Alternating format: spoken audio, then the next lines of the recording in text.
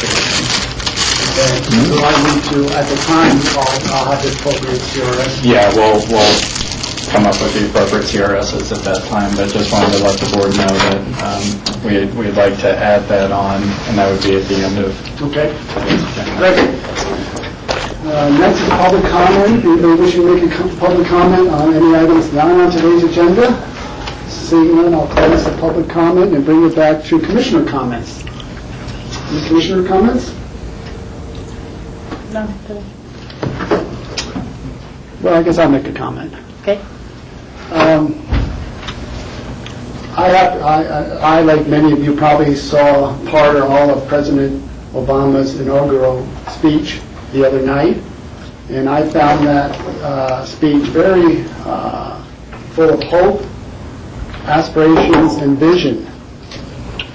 And it was interesting because he emphasized throughout that speech several times the words "we" and "collective action." And I thought that was really appropriate, given the divisiveness that we've seen in Washington in these last 4 years, the ability for Congress to try to find some common ground and work together on some very important issues that President Obama briefly outlined in his talk. And these are tough issues, and they're going to require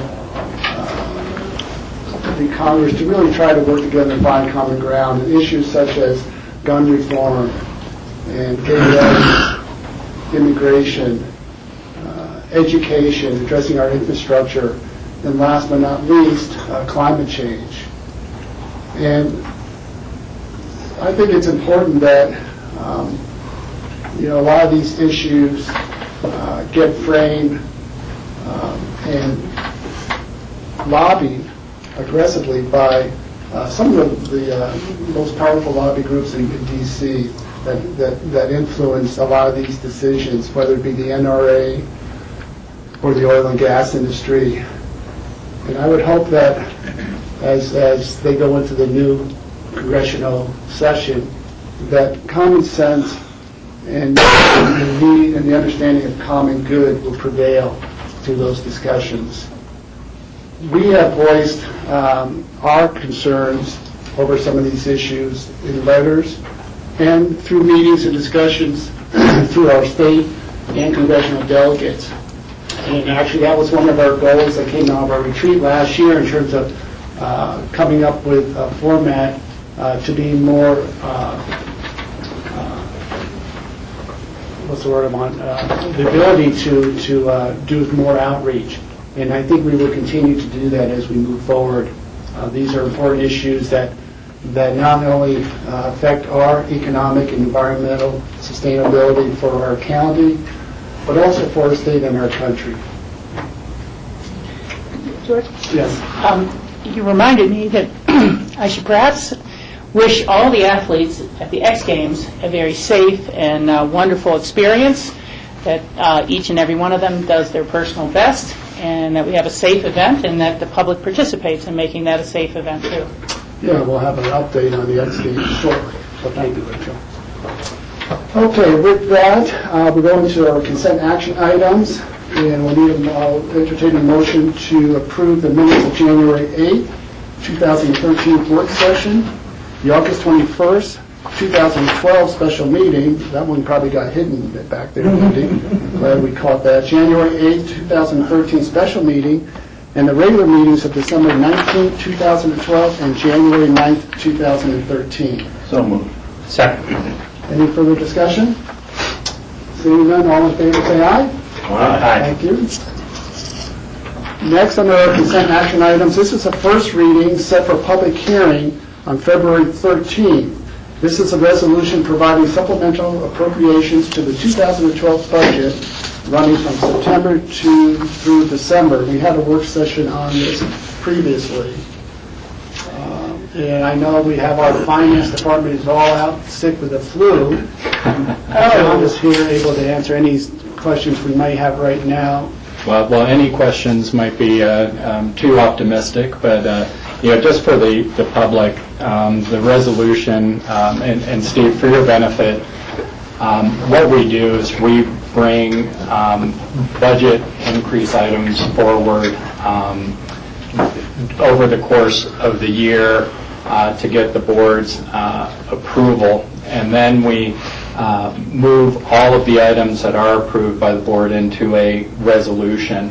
And we do those on a quarterly basis, so this is wrapping up for the last quarter. So all of these items have been reviewed by the board previously and approved by the board previously.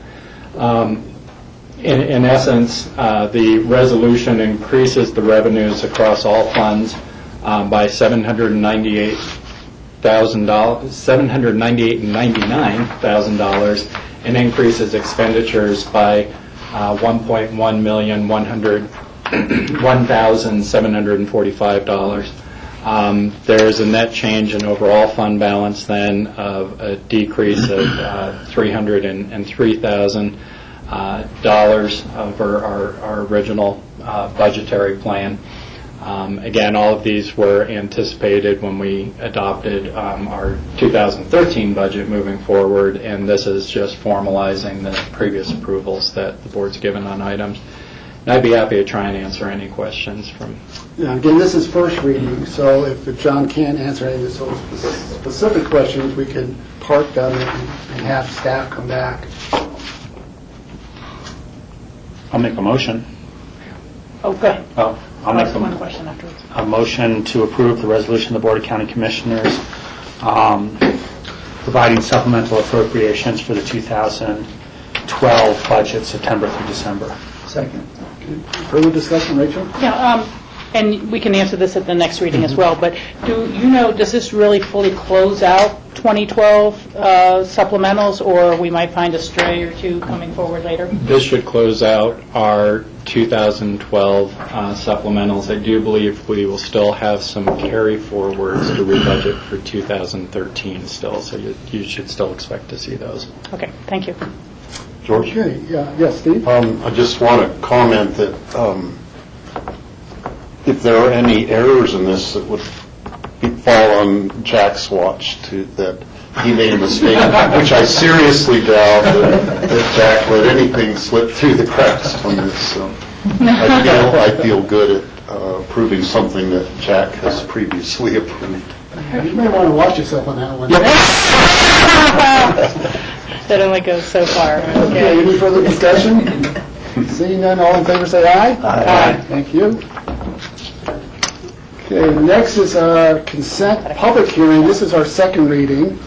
This is an ordinance prohibiting the consumption of alcohol on unlicensed public premises for the duration of the 2013 X Games. And Tom Grady's here with the Sheriff's Department if we have any questions, or John Ely.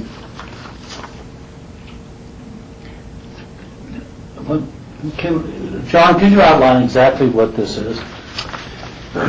This is an annual event, more or less, of the prohibition of alcoholic consumption in public areas that are not otherwise licensed through the county for consumption of alcoholic beverages during the pendency of the X Games. And the reason we do it every year is to give everybody a little bit of a reminder that this is the way the X Games are run.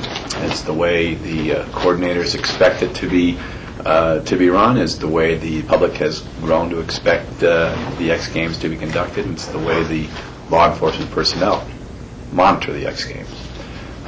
So with this ordinance, there will be a prohibition of open consumption or the possession of open containers of alcoholic beverages during the X Games on all public property within Pitkin County that is not otherwise licensed. And particularly this pertains to all property associated with RAFTA, all highways, roads, and streets within the county, assembling in the bus stops and RAFTA platforms, as well as at the venue itself at Buttermilk Mountain. Thank you. Ron? I'm also just curious if there are any prohibitions that are year-round regarding consumption of alcohol. Open space and trails, is that, I mean, that's public to some extent, and can you have an open container the rest of the year on The rest of the year, there is no countywide prohibition for open containers or consumption of alcohol, much like there is in, say, the incorporated municipalities within Pickens County. As far as county-owned open space, I don't know particularly. I don't recall of any management plan addressing alcoholic consumption, to be honest with you, but I certainly could be wrong on that. And then to follow up that question, and maybe for Grady, what are the laws against public intoxication? Are you violating the law if you're publicly intoxicated on public property throughout the rest of the year? Not legally, but only if you're a hazard to yourself or others. If you're out of control, it becomes a medical issue. A lot of variables that go with public intoxication. Just curious about understanding the law. Yeah. So the X Games are coming up this weekend, so we encourage everyone to go out and enjoy them, ride rafta, but alcohol is not going to be tolerated. Steve? Sheriff DeSalvo this morning at the leadership team meeting talked about how much nicer the atmosphere is since this ban on alcoholic consumption was put into effect, that it just goes so much more smoothly with a whole lot fewer problems for the sheriff's department since we started doing this. Good. There are no more questions. I'll entertain a motion. I'll make a motion. I have the wrong one here. An ordinance of the Board of County Commissioners, Pickens County, Colorado, prohibiting the consumption of alcohol on public premises for the duration of the X game, on unlicensed public premises for the duration of the 2013 X Games. Second. Did you get that, Lindy? Any further board discussion? Seeing none, all in favor, say aye. Aye. Thank you. Next is a confirmatory reading and public hearing. This is an emergency resolution approving the intergovernmental agreement for participation in the Emergency Fire Fund with the Colorado Department of Public Safety, Division of Fire Prevention and Control. And again, Tom Grady's the lead on this. So Tom, why don't you come on up and give us... Tom Grady, Pickens County Emergency Manager, representing Sheriff DeSalvo.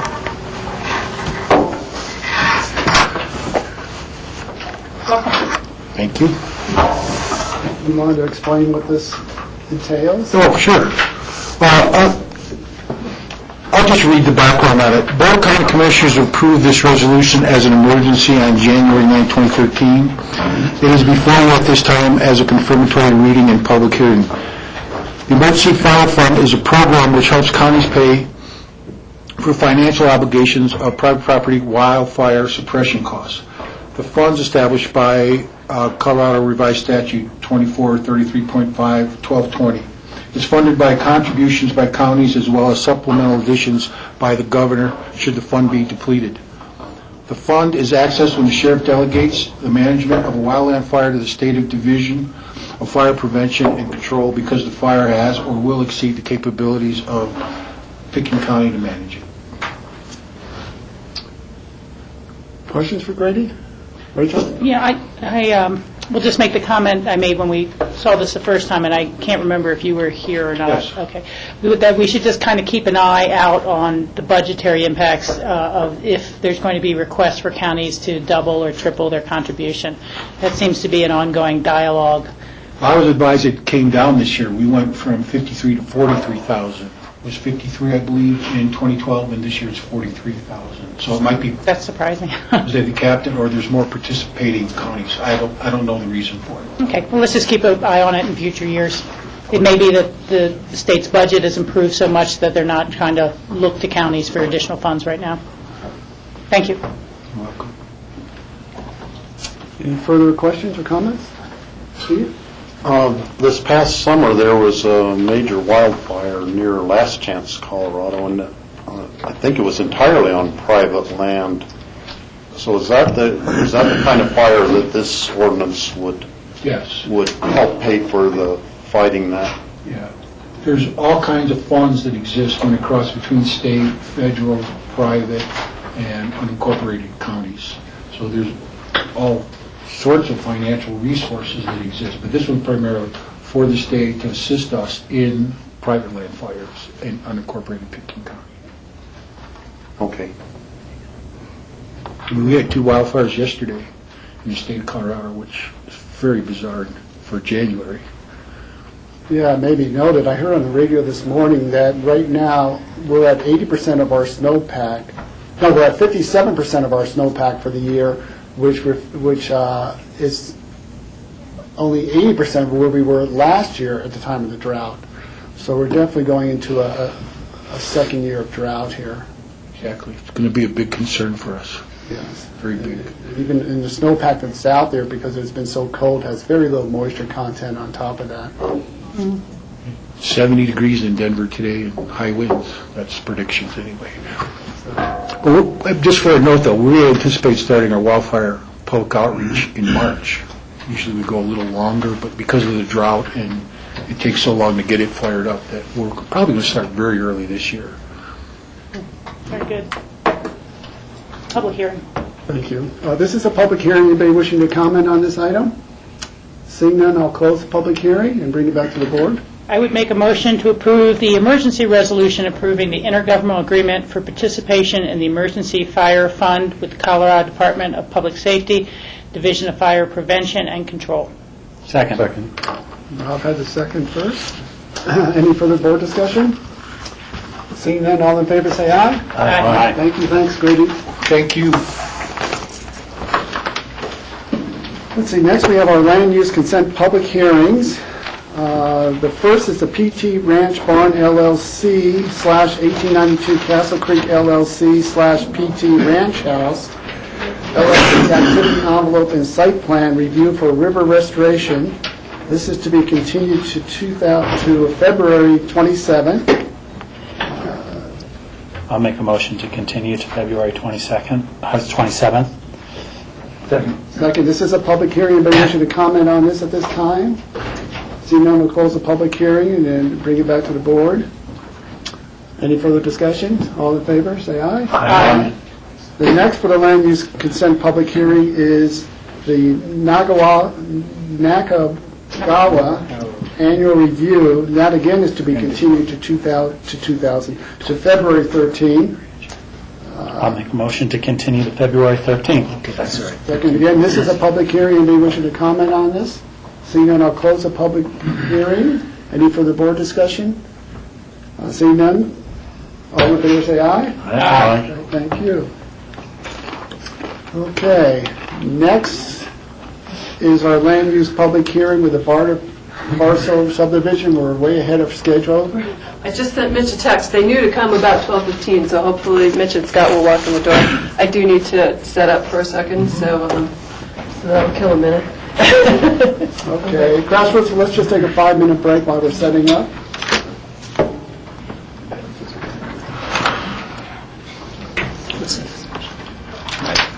Are these broken? They're not broken.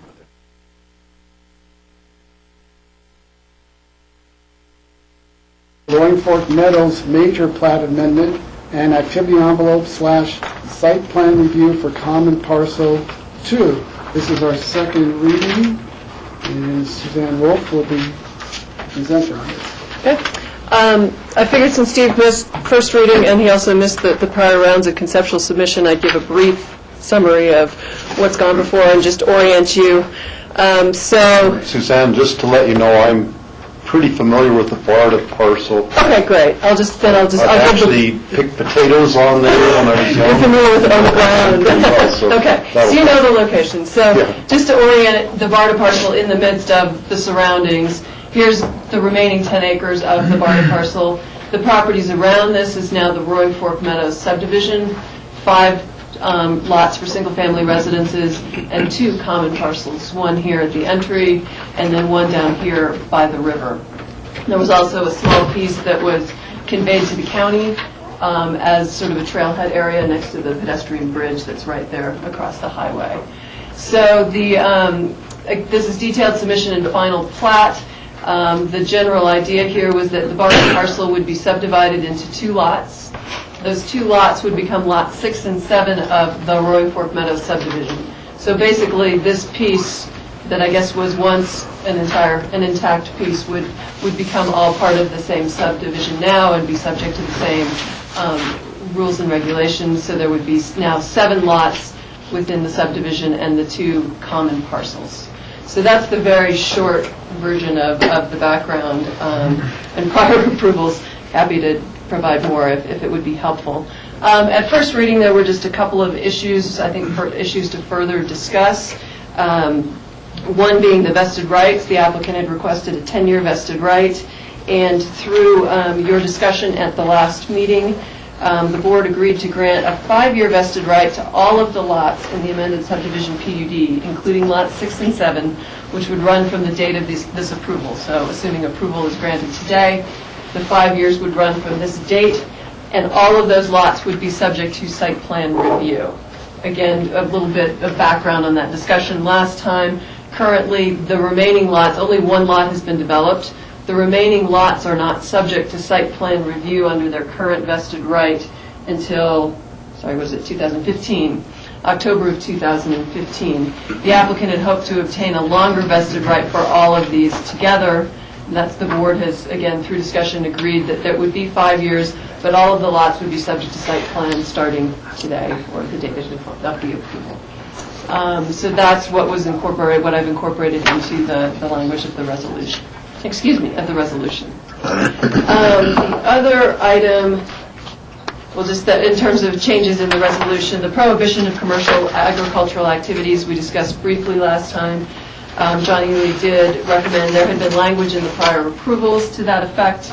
The question was, should they be subject to our new requirement of recordation of a covenant? John said that would be the more appropriate way to go, so that has been included in the conditions. So the covenant would apply then to all 7 lots under the subdivision, rather than differentiating between the old lots and the new lots. And the last item was looking for a little more detail on the site plan for common parcel 2 down here. And actually I'm going to switch to, I could have put this on here too, but let me see if I can zoom you in a little bit on that. So if you, I'll go out a little bit. If you recall, this was the original envelope for the recreational facility on Common Parcel 2. Through the discussion at conceptual submission, you all agreed that the applicant could explore an alternative site that would be less visible from the Rio Grande Trail, which is running right here, as well as to the neighbors, and provide a better location for the applicant for that facility. I'm sorry, can you orient me on this map? Yeah. Where's the river? The river is down below here. Okay, okay. Actually, I'll put the bigger version on, and then we'll go to the detail. Thank you. Okay. So the river's down here. So essentially this bench, so the trail is up above here. Mm-hmm. This was that bench right next to the trail, and then we walked down this road down to this lower area down by the river. Okay. So this little bench in here is the area where they're now proposing the envelope and the location of the recreational facility. Does that help? Okay, so then we can go in a little bit closer on this one.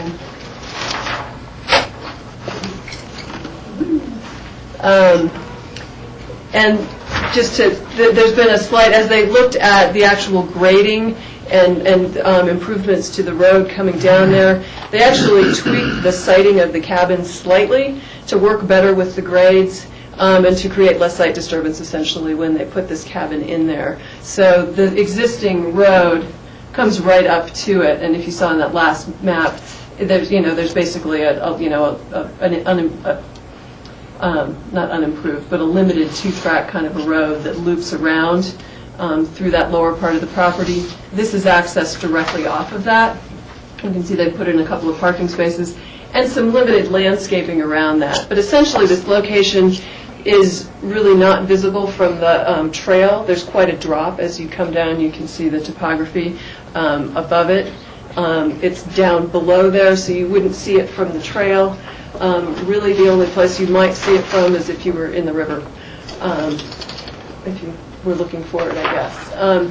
So anyway, we had just asked for a little bit more detail on the grading and any landscaping associated with this. So I think that satisfies our request. The applicant is anticipating in this other envelope, they've left it as essentially a landscaping envelope, and this area through here around it is where basically the edge of that slope.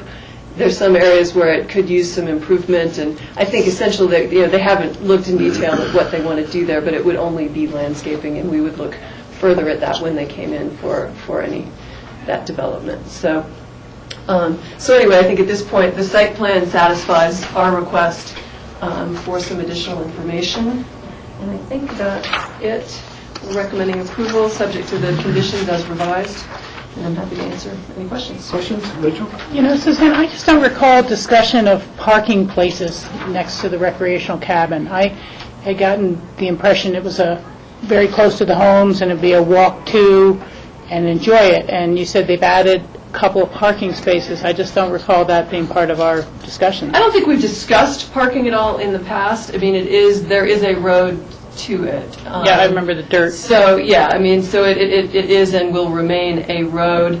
That was not it was not something that was prohibited when we discussed all of the specific limitations on the cabin. So I guess that's something you could discuss if that's appropriate. Yeah, I mean, I can certainly see, drop off and pick up and, for heavier materials and things like that. But, we were trying to make the cabin as unobtrusive as possible. But, I can imagine some very big cars down there, and then you start saying, well, what are these cars doing so close to the river? And almost them being more visible than the cabin itself, which has been well designed, and I think it's very discreet. So, I would just throw that out to the rest of the board members, is that, as we thought about moving it to a less visible location, and less impactful on the neighbors, I was hopeful we wouldn't have a greater impact on the, the river corridor itself and the aesthetics down there.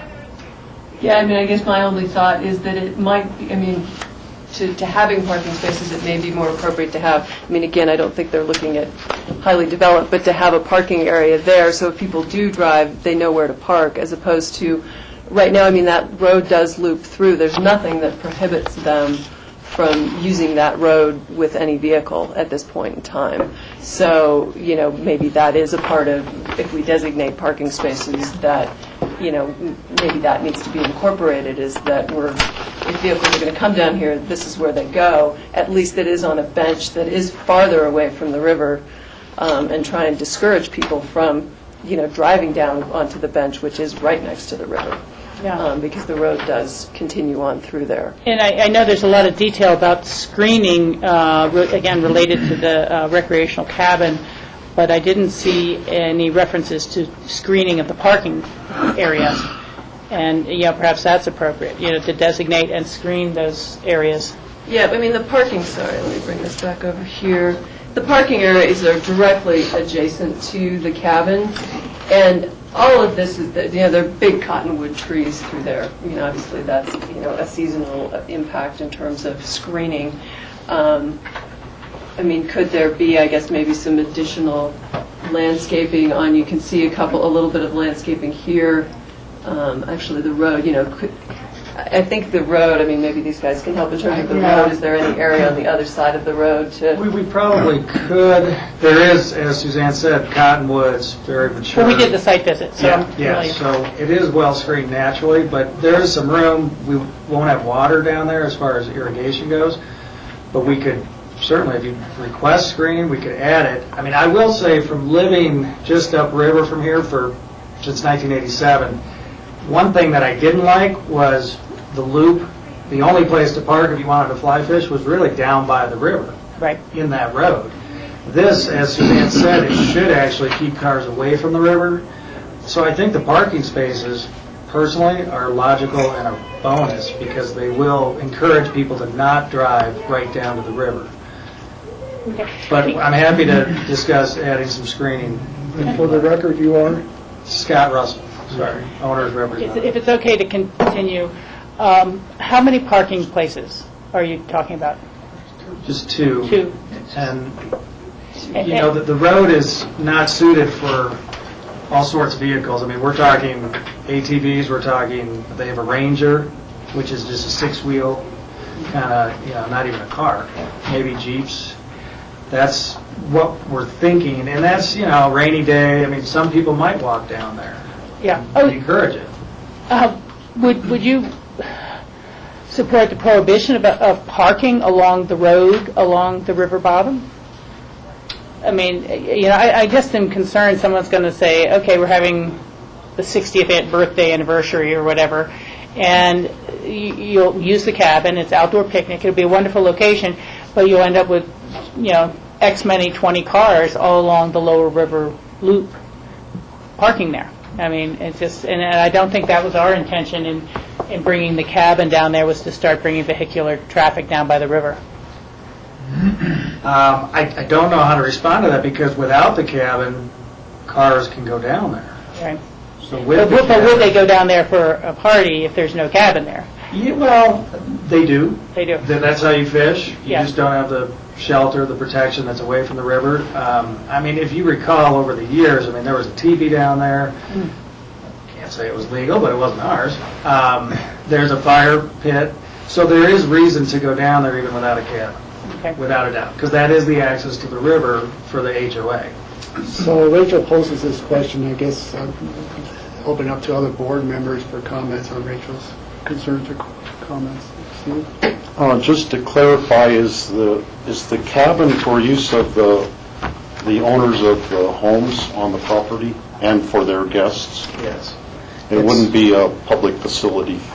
No, there is a public trail access that's a little downstream off of the bike path to get down to the river through the property. This, though, would be probably, I can't speak for the owner, but probably owned by the association and for use by the homeowners and their guests. Okay. And it's not you can't spend the night down there, there's not a full kitchen, there's a green restroom. There's no septic, there's no sewer. And so it's meant to be more of a shelter and a place to store fly fishing equipment. Okay. Other thoughts or comments? The public access is upstream, isn't it, or? Upstream, It's up, Yeah, it's yeah. not downstream, it's upstream. I'm sorry. My mistake. Just making sure it's on the upstream side of the property, It is. Yes. which is access off of the trail. Yes. I actually think the parking spaces, if designed properly, would add to hiding the cars than you know, having a designated spot as opposed to cars pulling off into The road.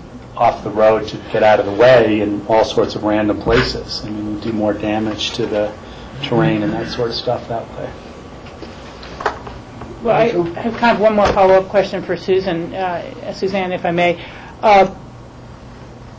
The riparian protection code that we have would prevent manipulation of the vegetation with you know, this cannot be manicured and made into a lawn type of area, things like that, just native vegetation riparian zone? That is correct. Okay, that's what I thought. Do we have any prohibition in here, or do we need it to say that this shall not be available for, quote, public events such as fundraisers? That it can't be a, you know, dinner by the river, raise money? I mean, certainly a private party, private birthday party, that's separate, but not something in which tickets are sold to or it's a public event? We do not have any language to that effect in there at Okay. this point. You know, it seems like that would be appropriate to me, to at least try to limit it from, you know, we've had the experience, I think, with other barns in other parts of the county, which kind of very regularly became wedding reception zones or things like that, and I think we should make sure we're covering our bases there.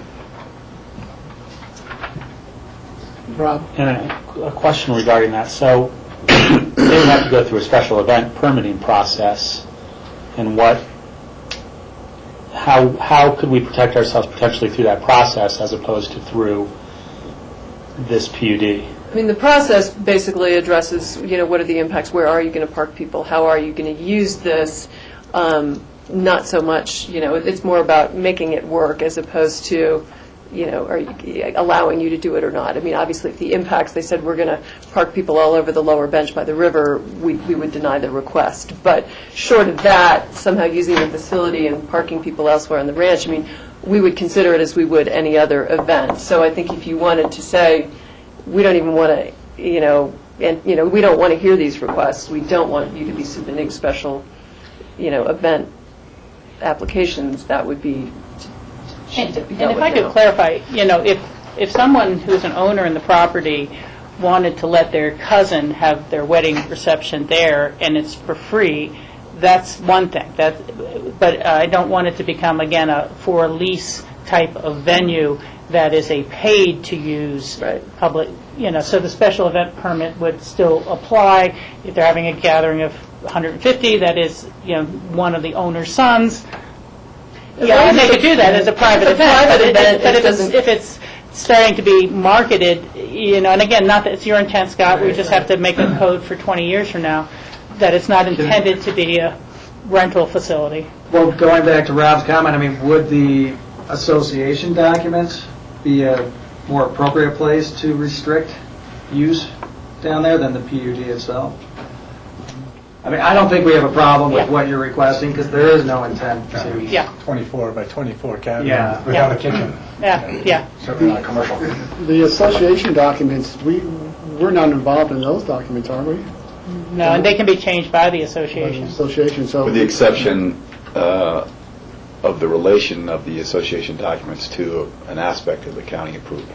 Right. In other words, the association documents most of the time will incorporate the conditions of the development approval such that activities by one subsequent owner of the subdivided parcel won't affect the approval and therefore impact somebody else within the subdivision. And then those specifically can't be amended without acquiescence of the county simply because it relates to the development approval that was granted. But it seems like it'd be simpler, cleaner, just to have it right in the PUD approvals. The subdivision documents, survive. The PUD development guide survives. It can be reflected one way or the other. It's actually clear to have it on multiple documents, whatever the document structure is for the development, which is typically left to the developer to construct their own development guide or association covenants or however they want to set up their development. I think the pet control, there's some other items, fencing, that you have, that we put in the land use approvals that do trickle into the association document. So this wouldn't be the only item that does this. I mean, I don't think it's an issue for us to have the type of restriction you were discussing. It's, like I said, it's the 24 by 24 cabin. It's the size of a two-car garage. It's just for clarity for future boards and So let's go to, there's only 2 parking spaces, but yeah, commercial events, I would say it's not an issue.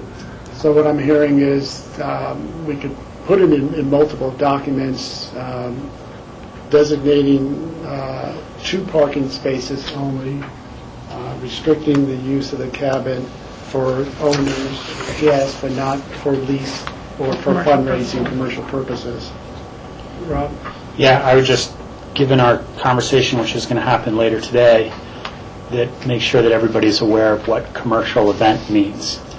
A photographer using it to sell the property, taking a picture down there is a commercial event if they have 2 cars. So just be clear as to what a commercial event is in terms of the land use code that's in our meeting later today, and what we're defining as a commercial event. Perhaps more along the lines of language shall not be available for rent or for lease for fundraisers, gatherings, or other events. Just and not even have to use the word commercial event, but it's just not available for lease or for to-profit. Isn't there some language in the master plan for music festival out in Castle Creek that There may We've already be, yeah, created. yeah. Suzanne can figure that out. Any other questions for Suzanne at this point? We'll turn it over to the applicants. I think we're pretty easy. Introduce yourself for the record. So, yeah, for the record, I'm Mitch Haas, Haas Land Planning, and Scott Russell is the owner's representative. I think, we've read through everything. We don't have any issues with the recommended conditions. We are, after conferring with our client, the owner of the property, we're okay with the 5-year vested and agreeing to site plan review on all of the lots, and I think, as we've just discussed, also on the common parcels, because we still have that landscaping at the top that we don't know what we would do with. I think we're fine even saying we would do a better job of landscaping and screening this 2-car parking area. This was frankly a sort of first initial blush at a landscaping plan, and was prepared by engineers, not landscape architects at this point. We'd be happy to enhance the landscaping and screening. That's not a problem. So I don't, unless I'm missing something, No, if there's any questions, we can answer them, but I don't have anything to present. right. We're trying to come about this, do this the right way and not fight about anything. Any questions for the applicants? Seeing none, this is a public hearing. Anybody wishing to comment on this item? Seeing none, we'll close the public hearing and bring it back to the board.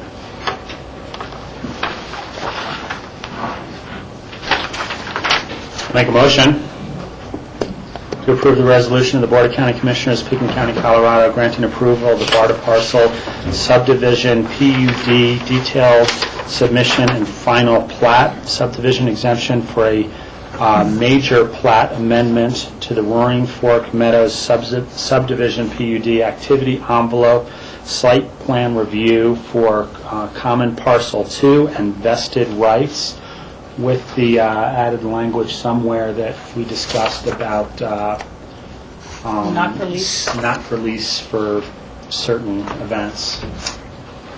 Second. And we also have it, unless it's in there, maybe I missed it, the designated 2 parking places. Is that already in the resolution? Or is that- It's not specified, but basically this is the most recent version of the site plan, so that would be incorporated. I guess I think maybe there was some, did you want to include a limitation to only 2 parking spaces, or just that's what's shown on the site plan? So if, Well, that's what I was gathering from your comments, that, limited to 2 cars for... Yeah. all right. And to limit to 2 parking spaces to be designed in a way that they're sheltered in some fashion. Did you mean Or screened. And I will note that in the resolution number 11, there is not a date written in. So I'm assuming that we're writing in a 5-year vested period. Right, the 2018 reflects 5 years, and then we'll write in today's Today's date. Yeah. Can I ask a clarifying question? So there's 2 parking spaces at the shelter. Is there a prohibition against parking on the road? So it's I don't know what I we're wasn't sure talking that we about. could if it's an existing road. I was concerned about that, Michael, but thank you for bringing that back up. The road's only about 10 feet wide. If a car parks in it, then you can't use the road. You probably have some public safety restrictions on that, wouldn't you? Private road. Right, I mean, it's barely even a road so much as a... It seems like the intent of this conversation is to limit the car and the traffic going up and down. And so for me, that would mean designating 2 parking places and not allowing any parking along the road. I mean, that's why we've talked about parking places, that they offer a place to get off the road. So are we adding to the parking, or are we subtracting from the parking? I mean, there's room for 2 cars down there safely. That's the way it should be, it seems to me. I just see this, sorry. You were first. I just see this as a private amenity to 7 home sites. I don't see this being like a public beach where 30 cars are going to go down there. I know we want to protect ourselves against that to some level, but it's a small cabin. Already they have the right to drive cars down there. It's away from the river. There is vegetation. I just don't see the need to have something in it. Well, but it's not so much for the public use, but there is potential with the homeowners there, the 7 lots, with guests, with that you could basically discount. Why even bother having designated 2 parking areas then? You're discounting that. So you either want to limit the cars down there in any way we can, but allow the ability to bring supplies down, or if someone's disabled, or you don't want to, and it's a private road, and they can do whatever they want. It doesn't seem like you have it both ways. Steve? I think that would be over-regulating the issue to say they can't park cars along the road, because it is private road on private land, and they've already said mostly it's 4-wheelers and a Ranger ATV that go down there anyhow, and I think having them add the 2 parking places makes it easier, a more designated parking place if somebody is down there with a car. But if there are a few more cars down there at some time, I don't have a problem with that. There is, there is a potential impact to the neighbor. One of the reasons we suggested moving this cabin down to this spot where it was originally up right adjacent to the neighbor was to lessen the impact to the neighbors who really had objected to this whole process. And so, if you have the ability and potential to have cars going up and down that road, that's an impact to an adjoining neighbor. I'll just throw that out as at least a reason why I think we should traffic going up and down. And again, just as we work through this process, it's sort of a give and take, and we're just trying to have the best possible end result of this, not only for the applicants, but for the neighbors as well. Well, if I may say, I think some of this, the association, and I know the current owner, and I anticipate all the owners in the subdivision will want to enjoy that parcel. So I don't see cars being left down there for an extended period of time. I would imagine the association is going to restrict a lot of what goes on down there, because if I lived there, I wouldn't want to go down there to fish and see cars. So I do think some of this, as you mentioned, will control itself. As far as the neighbors, there were going to be cars up there next to the fishing cabin right at their property line. I don't know that the impact, because it's down here and we don't have a parking regulation beyond limiting to 2 spaces, is going to impact the neighbor. I don't see that personally. I think the association will want to control any excessive traffic. It is not meant to be used for cars. It's meant to be enjoyed as a quiet place to go down and fish and relax and read a book and do whatever. So that's just me personally saying I think the association will control what you're trying to control through the language. No, I understand and I appreciate that, but who knows how the association and owners come and go and different values, what they bring with them, and we have no control over that. Quickly, I just think it's the instances that you might have more than 2 cars down there and people parking would be so sporadic and infrequent as to not really be worthy of much attention. Because, for instance, the street I live in, there's no parking signs up and down it. When the neighbor across the street throws a party once or twice a year, people park all over the street, but it's once or twice a year and then the cars are gone, and that's it. You live with it. The police don't even bother with it. It reminds me of the kind of thing like way back when I worked in Fort Collins, and they would say, on the days of football games, we have so much traffic, and everybody's response in the city was always, we're not going to regulate the 8 days a year when we have football games. It's just, you deal with it on those days. So to me, it's almost like a non-issue. It'll be so random and inconsistent, and no one's going to leave their cars there for extended periods of time. Somebody parks a car for a few hours and then they leave. I mean, Thank you. Well, Rachel raised the issue with the cars, and Michael sort of threw in this other caveat, so. Let me just ask you guys, because I remember going down to look at the riparian zone flagging. Does the road impinge in the riparian zone at some points? The road does not, it has culverts, and that's where it crosses. And so the flagging that was done was post-culvert installation, and so that's not riparian. It's on either side of the road.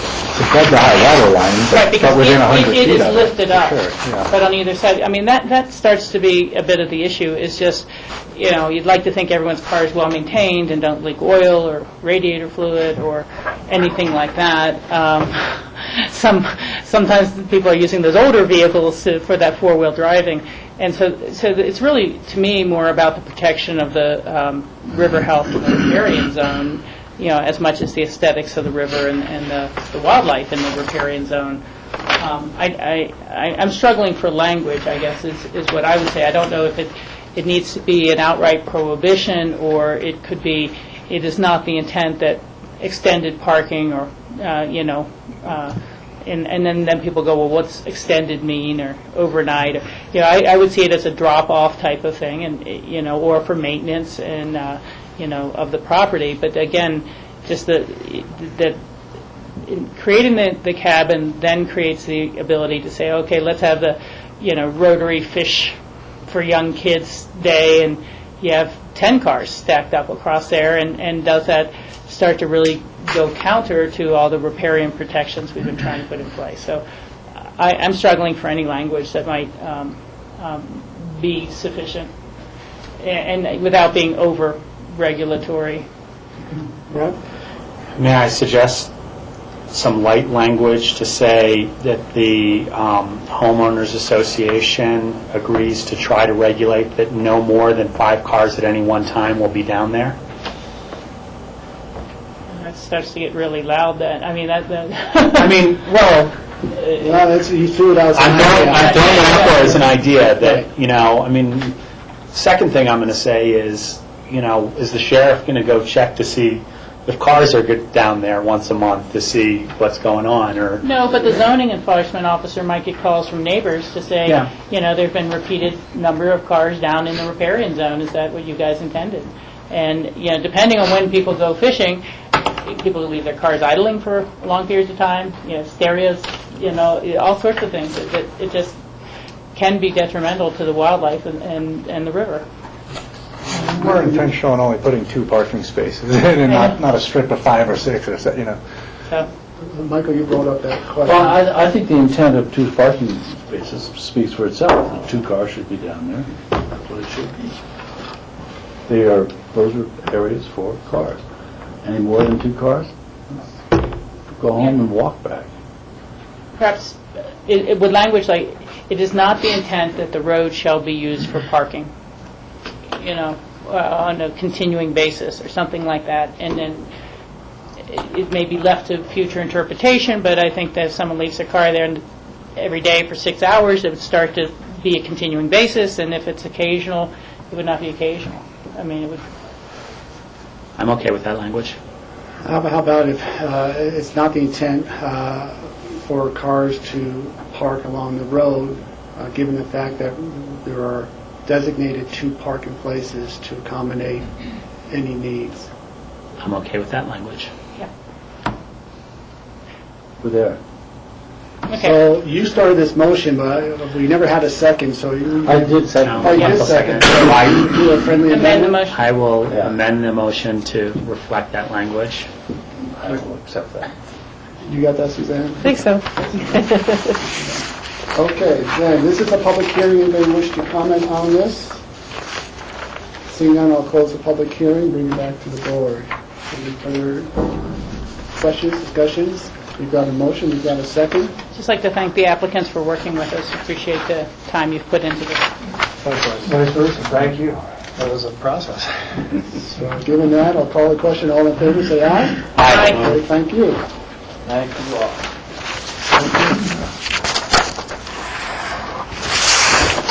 You want your book back?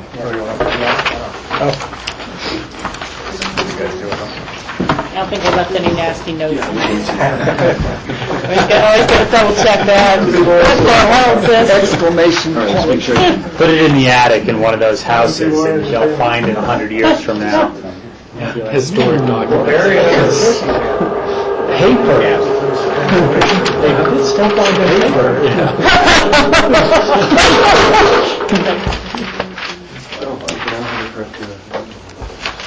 Okay, we're going to continue our meeting here. Next on the agenda is land use action item. The first agenda item under that is the John C. Bishop Family Trust amendment to a development permit. Lance Clark is getting ready for us here, and he'll be the staff liaison. Oh, you know, I want to make one note on this last part. So you'll have Please. everything back. Before we get going.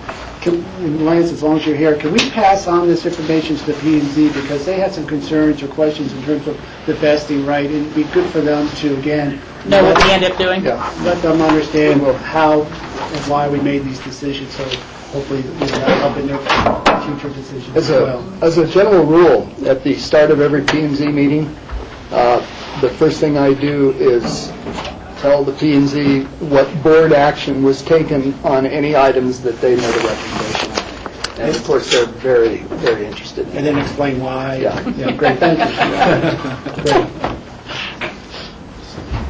Are you going to stand back here behind me? If I could for a second, is that all right? That's fine. Just to kick this off, if I may, this is the Bishop Family Trust minor amendment to development permit, and it is sitting there is John Bishop, and of course Alan Richmond, and John Bishop from Sandy, Utah. Some of you are familiar with this property because this has been a 20-year process, actually, of where we are today. The first application made on this property was a growth management application in 1993, and we're now 2013. And I believe Rachel and Michael and maybe George have seen some of this before, but let me tell you what this property is. This Aspen down here, Castle Creek Road going up valley. This is the Music Associates of Aspen property. This is the music school. And the Bishop property, known as Bonanza Placer 5, was originally a 38-acre parcel, which was created through the state 35-acre subdivision exemption. So it was determined to be a legal 35-acre plus lot, but back in 1993 it was determined that it did not have a development right because of the time of its creation. So in 1993 an application was made through our growth management quota system process to try to obtain a development right, and at that time the access to this only this whole 38-acre property, the only really buildable flat non-hazardous site is clear up at this end, and the only access available at the time was an easement through the music school and wandering all across this very dangerous hillside that was impacted by avalanche potential. So in 1993, that first growth management application, it did not meet threshold.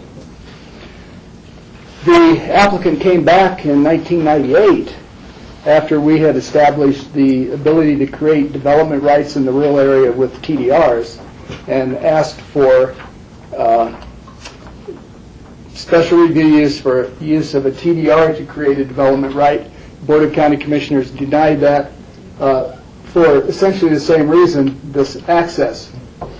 There was another potential access, always has been, through the Hall property. Marshall Hall and his family who live right here, but the applicant was never able to secure an easement through that Hall property and only had the ability to go through the music school, which was very problematic. So after the second denial in 1998, the applicant initiated legal action against the county that we were denying the ability to have development. And the result of that legal action, and if you have any specific questions, all I remember is doing a deposition. But the specifics, John Ely can bring you up to date on that. But as a result of that, the direction to the applicant was to submit a new growth management quota system application, which they did in 2002. And at that point, things were starting to work with Hall in terms of getting an easement, but it still wasn't secured. So in 1992, again, the growth management quota system application did not meet threshold, and therefore it was denied. And the applicant came to the Board of County Commissioners saying that that denial constituted a taking at that point, having tried 3 times to get the development right. And the Board of County Commissioners in 2003 did find that to deny development on the property would be a taking. And in 2003, a taking remediation resolution was crafted by myself and the Attorney's Office and the Board of County Commissioners that would allow development. And at that time, it had 2 different criteria, based on whether or not this long access through the music school was to be utilized or whether an access through Hall could be utilized. And there were 2 different sets of conditions. The upshot of that is that since that time, access through the Hall property has been secured. There is an easement, and the driveway has actually been constructed to the proposed building envelope. And furthermore, this, which was originally part of the 38-acre Bonanza Placer parcel, has been transferred to the Music Associates of Aspen. So the remainder Bishop parcel is 22 acres. The Music Association of Aspen was very desirous of obtaining this, both to ensure that there would never be access through their property, but in addition because it includes Keno Gulch, and the music school needed to have that in their ownership in order to do the required mitigation in Keno Gulch that we have required prior to the redevelopment of the music school. So that resolution of approval of takings was done in 2003, and since it was a takings and not a specific land development approval, it was determined that it did not benefit from statutory vested rights. So the condition of approval in 2003 didn't say this approval has vested rights for 3 years as a normal approval would.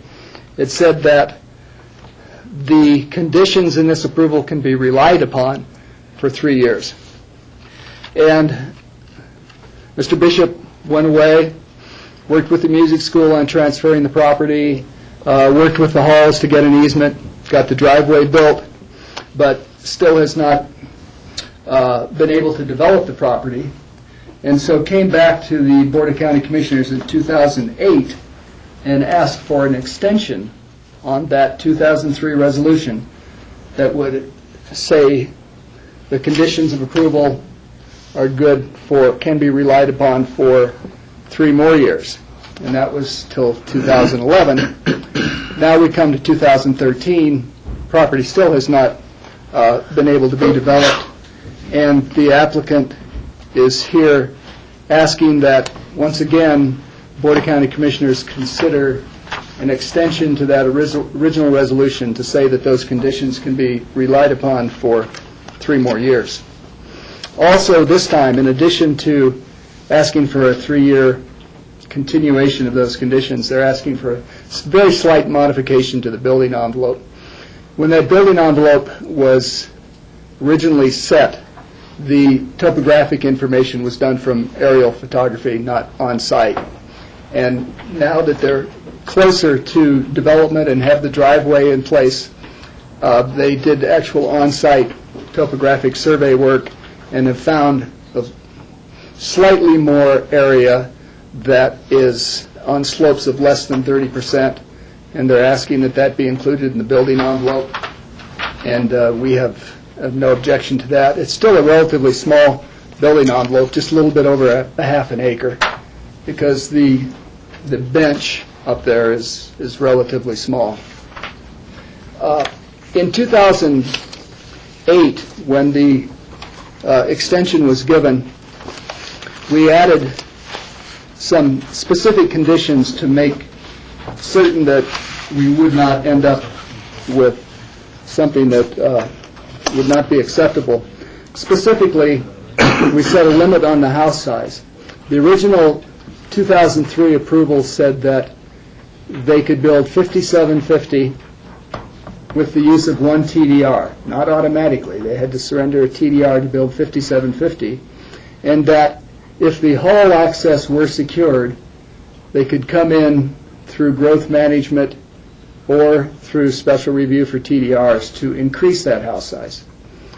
In 2008, that was limited to a maximum of 8,250 square feet, meaning that there would be the ability to build 5750 with one TDR or to build 8250 with two TDRs. So the limit was set on the house size, and also in 2008, the condition was added regarding impact fees, which we've added, and that the most important thing, development on the home site must meet all applicable terms and provisions of the land use code regarding site plan and scenic review and the effect at the time of building permit submittal. So essentially, though we said the conditions of approval can be relied on for 3 years, any development is going to be subject to anything that's in the land use code when they come in for the building permit.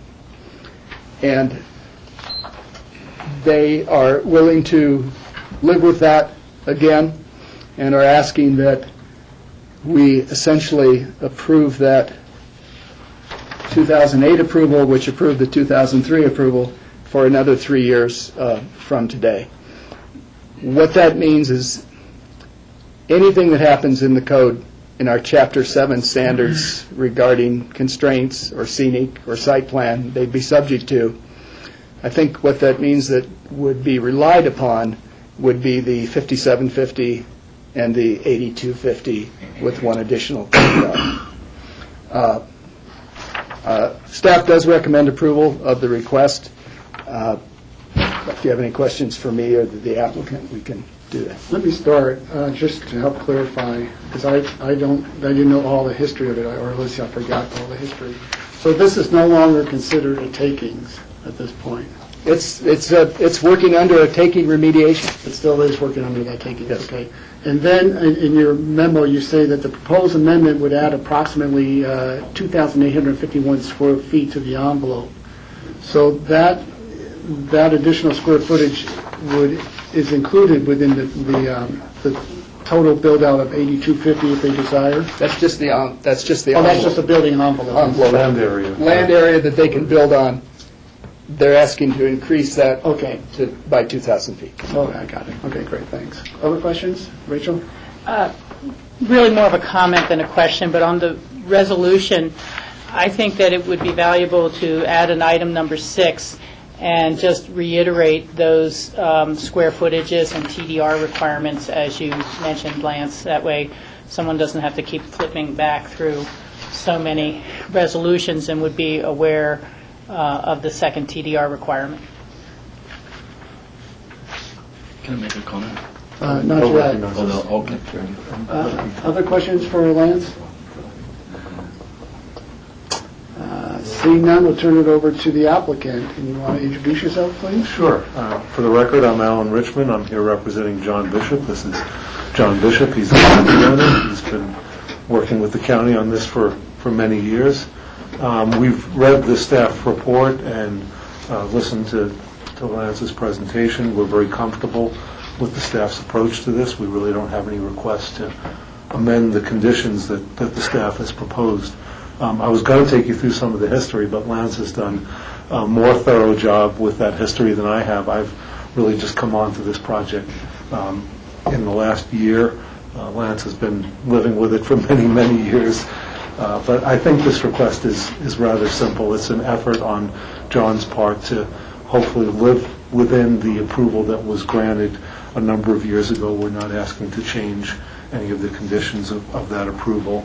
As Lance mentioned, the last thing that really happened on this property back around the time of the last approval was that the driveway was constructed through the whole property, which really eliminated many, many of the issues that this property was facing. And that occurred, and the extension occurred in 2008, and we all kind of know what happened between 2008 and 2011 when this 3-year period of reliance was in effect. Our real estate market was kind of in the tank. John now has a contract purchaser on the property and is trying to be able to deliver this property to that purchaser with the conditions that you all worked out many years ago. So this is not an effort on our part to really change any of those negotiations. We're very comfortable with all of that. The only change that we're really requesting here is the minor amendment to the square footage of the building envelope. I think you all have the packet that we submitted, and the very last page of the packet has the building envelope exhibit, and it shows the minor areas that we're talking about adding to and subtracting from the envelope. We're actually subtracting some area because we found a portion of the envelope when we actually had the on-site topography. A portion of it was below the top of the bank, and that was not the way the conditions were written. The conditions basically require the envelope to go from the top of the bank on Captain Creek on one side to the very base of the hillside of the mountain on the other side. And the red line on that drawing now is drawn specifically to those conditions. So we're not really introducing any new elements here. We're just trying to comply with what everybody thought we were doing in terms of the envelope before. I think staff recommendations are appropriate, and we would hope you would support them. John, do you have any clarifications you'd like to add? The only thing I wanted to add is that the increase in the envelope size goes back towards the upper bluff, and it's a minor increase, but it's important because we have agreements that we've dealt with the Halls for years, and they're great people. And as are my neighbors down below, Jimmy Smith and Judy Hyde, they've been wonderful neighbors. We have an agreement with them that really actually helps site review in the future, that we will not use that 30 feet close to the edge of the hill. So if you go up to the property and take a look at it, you'll see that it's been staked back. There's a 30-foot setback, not only for wildfire, which you all have recommended, and which so we can't build up to that 30-foot mark, but we have an agreement with the neighbors that also we hold sacred. So that property became real thin. As we looked at it, we cut back 30 feet. We needed an extra 10 or 15 towards the hill to make it work to put a house on. So that's why we're asking for the extra feet, so that we can really, the house will sit back in a bit. And it's important to just recognize the reason why we're trying to add just such a small amount of square footage.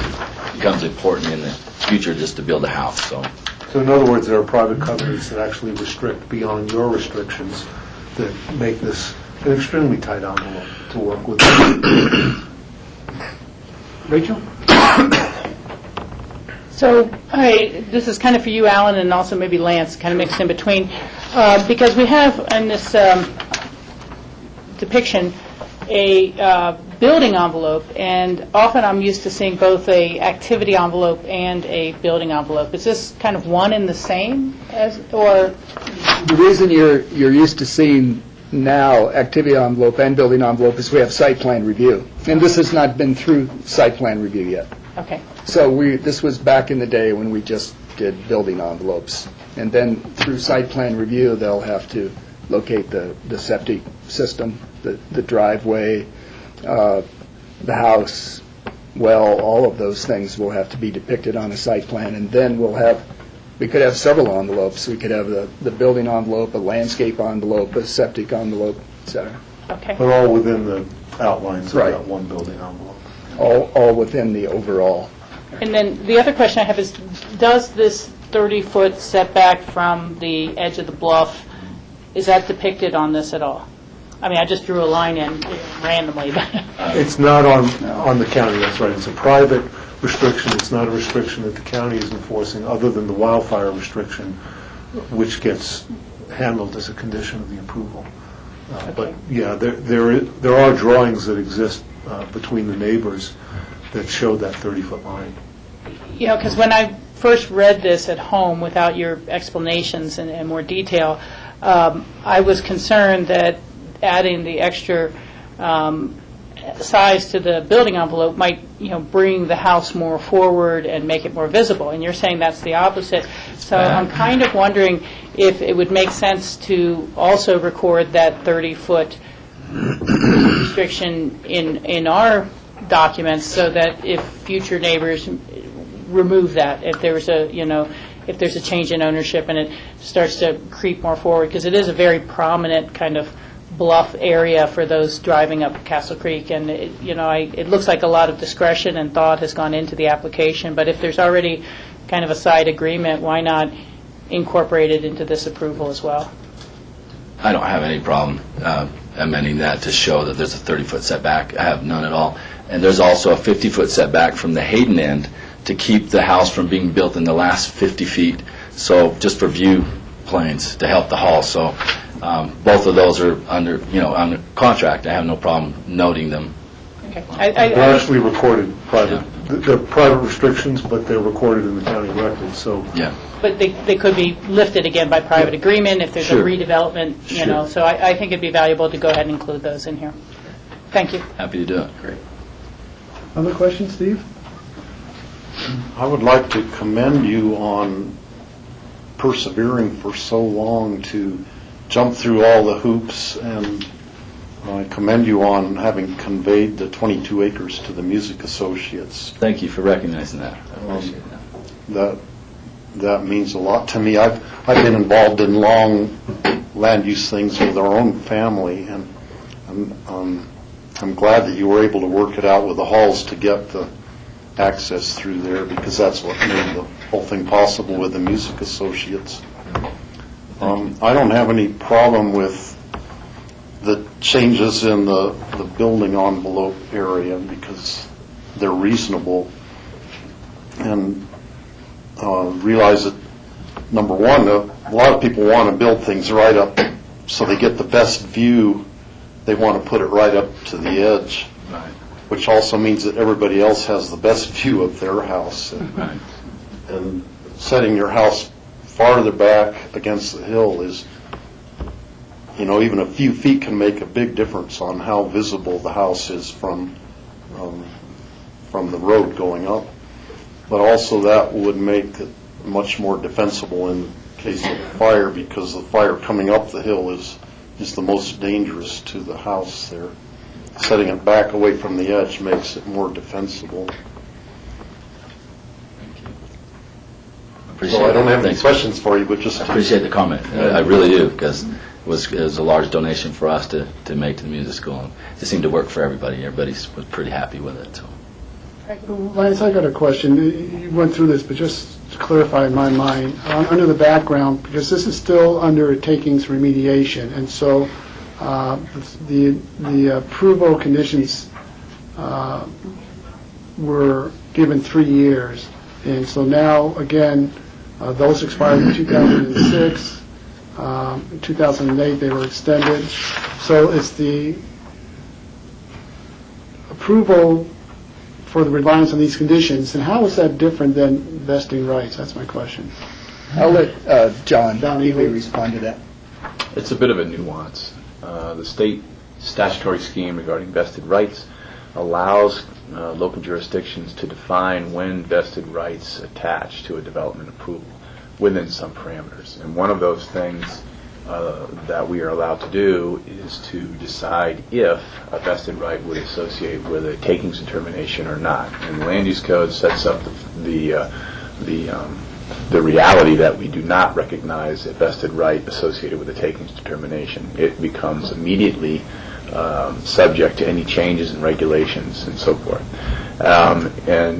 As a accommodation, the board will, from time to time, recognize, the way it was done here, that the remediation, not the development approval so much, but this remediation of a taking, which, all intents and purposes, is a very similar event, that the property owner or successor can rely upon the language within the remediation for a period of 3 years. It essentially gets you to the same position, but there are openings such that if something is discovered on the property, we can recognize that and change the approval. And that reflects the reality, because typically if you get to a takings remediation, the property has been identified with some particular hazard or concern that has been addressed one way or the other in the course of the remediation. But if the hillside moves or if something changes, we can recognize that and step in to alter or amend the remediation. All right, thank you. Other questions?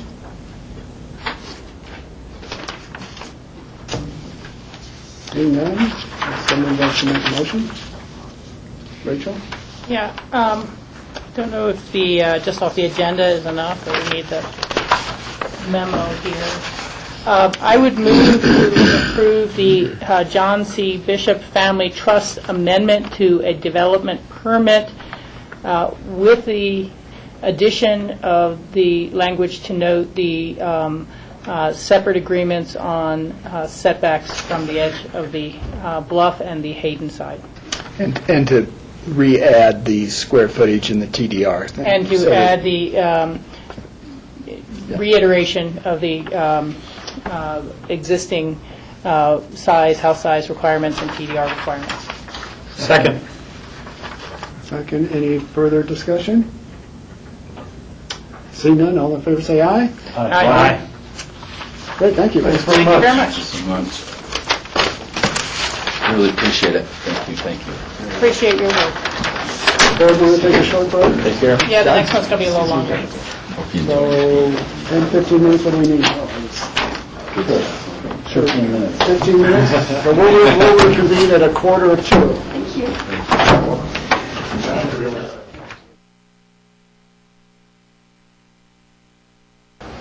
Definition of grocery store, the Meadowwood subdivision, non-conforming use without significant changes. Hearing officer appeal and special review for TDR. This is the second reading. Mike Kramer will present from ComDev. Okay, thank you. This is second reading of our code amendments, as the chairman's explained. We met actually for the first time at a public hearing on January 9th, the last BOCC meeting, to go over the proposed ordinance, and the board had some direction to staff to work on some language. And George, I was going to ask you, how do you want me to go through it? Do you want me to do as I did last time and go through the entirety of the ordinance? Or should I just go through the changes that we talked about, or how would you like me to do it? Any particular board pleasure? Can we go through one at a time? Yeah. Go through one at a time. One at a time. Okay, then I think it'd be good to go through the ordinance then, if that's okay.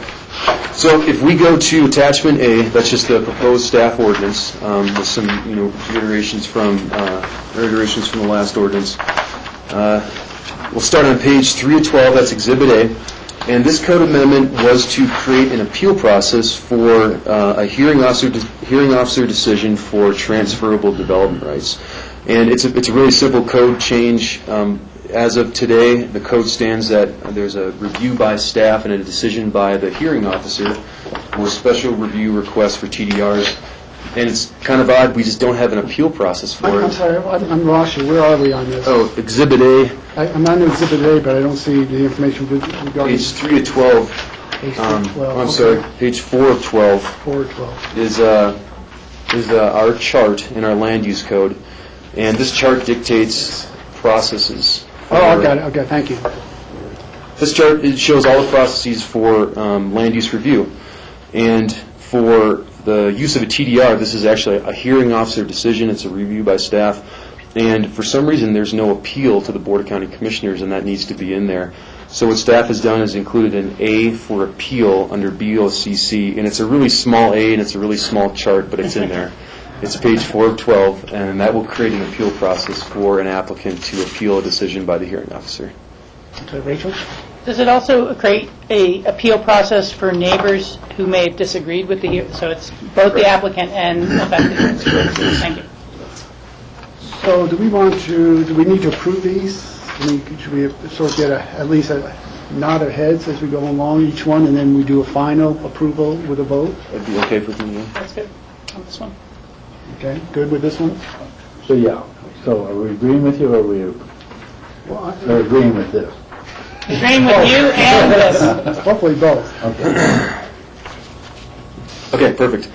The next one will actually be a link between a couple pages here, so I'll explain it. Of the ordinance, page 7 of 12, number 6 is actually a direction of the Board of County Commissioners. As you remember, we met in the spring of last year, and we talked about special events, and there was a number of topics discussed. And at the end of the meeting, there were some action items for ComDev staff to accomplish. One of these action items was to create a less onerous, essentially a deregulation of some smaller special events within the county. And those smaller special events, what we identified and defined here are low-impact photo and movie film productions. And what staff did was we convened the Special Events Committee, and actually Commissioner Child was there too, representing the Snowmass Capital Caucus. We discussed small photo and film shoots that occur in the county, and we talked about how we can basically create a less onerous process and not have them go through the formal special event permitting application. And essentially, they can email staff with the standards outlined here in number 6, and staff can respond with an email saying to go ahead with that photo shoot or that movie film production, subject to these standards that they would have to meet. And at the last meeting, we talked at length about trying to create basically a floor exemption for commercial photo shoots or other types of photo shoots that are so non-impactful that they should not even be under this exemption. In fact, they should not even be listed as a special event or temporary commercial use. And the idea was tossed out about a photo shoot for a restaurant. Rob, you gave the example. We also had the idea if someone was taking a picture of their pickup truck to sell in the classified ads, that's obviously not something commercial either. Also came to staff's mind was that if there is somebody just cruising up Aspen Mountain and they want to take a couple pictures and then sell them as a one-man show or one-person show, that is also very non-impactful. So what we did was we redefined what a temporary commercial use and special event is. And I'm going to have you flip to a different page now. Page 12 of 12 is going to change Chapter 11, our definitions in our land use code. And it's kind of weird how the code is set up. We actually have a definition for temporary commercial uses, and then we have a definition for temporary commercial use and special events. And it is the exact same language, and it overlaps. So what we thought was that we would eliminate the actual temporary commercial use language, and it's all captured within this next definition here. And the next definition includes some underlined language, which staff just took a stab at, and certainly needs direction from the board if it should be changed, to exempt a really small photo shoot for a private sale. So essentially someone who's doing a real estate ad, someone who's doing a classified ad, someone who's doing an ad for a local business in town. And I'll just read it if it helps too. A temporary, and this is the definition of this use here.